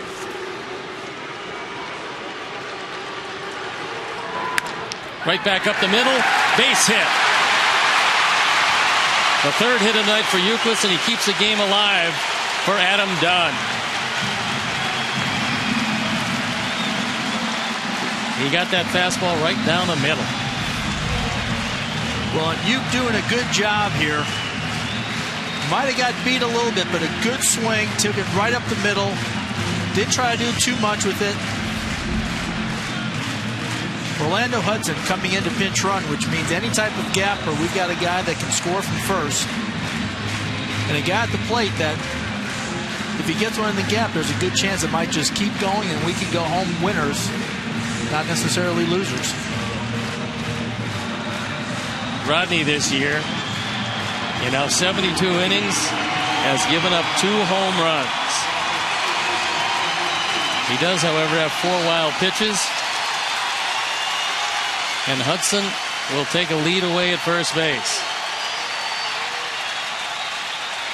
Adam Dunn in limited action against Rodney. He's 0 for 2. The shift is on. Ryan Roberts well back on the grass. And the outfield as deep as you can get without being on the warning track. And a changeup first pitch. You talked about how good his changeup is. I tell you what, that's the first one I've really looked at, and it looked like when he started to pitch, it was a fastball. Good job by Adam actually taking that pitch, because only bad things are going to happen if you're looking for a fastball and he throws a changeup like that.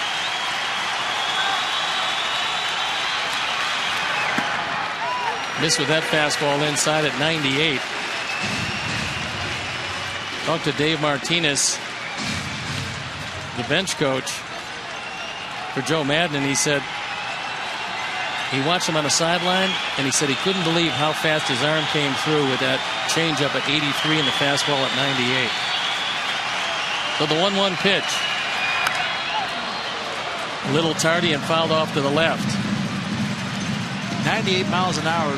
Very few are not going to be tardy on that, but I'm sure Adam is thinking that was the one. Looked like he had a good swing. Good pass, just got beat a little bit.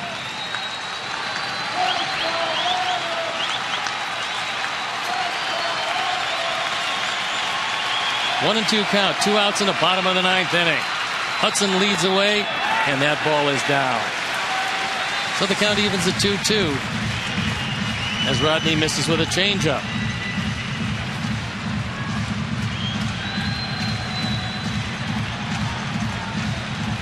Everyone on their feet here at U.S. Cellular. We've seen Adam do some pretty spectacular things this year, and I know everyone's hoping for one more.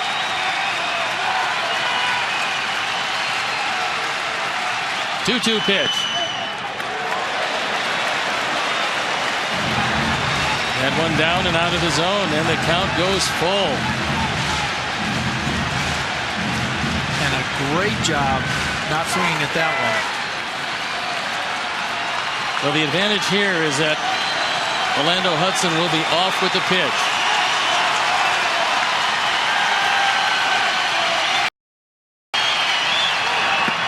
Struck him out with a changeup. The Tampa Bay Rays win. So, Mike, it's a game where we were 1 for 8 with runners in scoring position, many opportunities, and just once again failed to get the job done. Well, the Sox last couple of weeks have just been looking for that one hit, that one inning that'll break us through. Just haven't gotten it. Unfortunately, we didn't get it tonight either. Well, unfortunately, a real tough one is Evan Longoria, one of our GMC players of the game. Evan Longoria with the go-ahead solo home run in the 9th, and Jake Peavy with a magnificent performance, only to see a no decision, 7 1/3 with 4 hits and 2 earned runs. He walked only 1. That was the last batter he faced. He fanned 6. You could hardly get any better than Jake. So for my partner, Mike Huff, our director, Jim Angio, our producer, Mike Leary, our associate producer, Dave Ross, our technical manager, Mark Harper, and for the executive producer, Jim Corno Jr., I'm Steve Stone, saying so long, everybody. You've been watching Chicago White Sox baseball on Comcast Sportsnet, now part of the NBC Sports Group.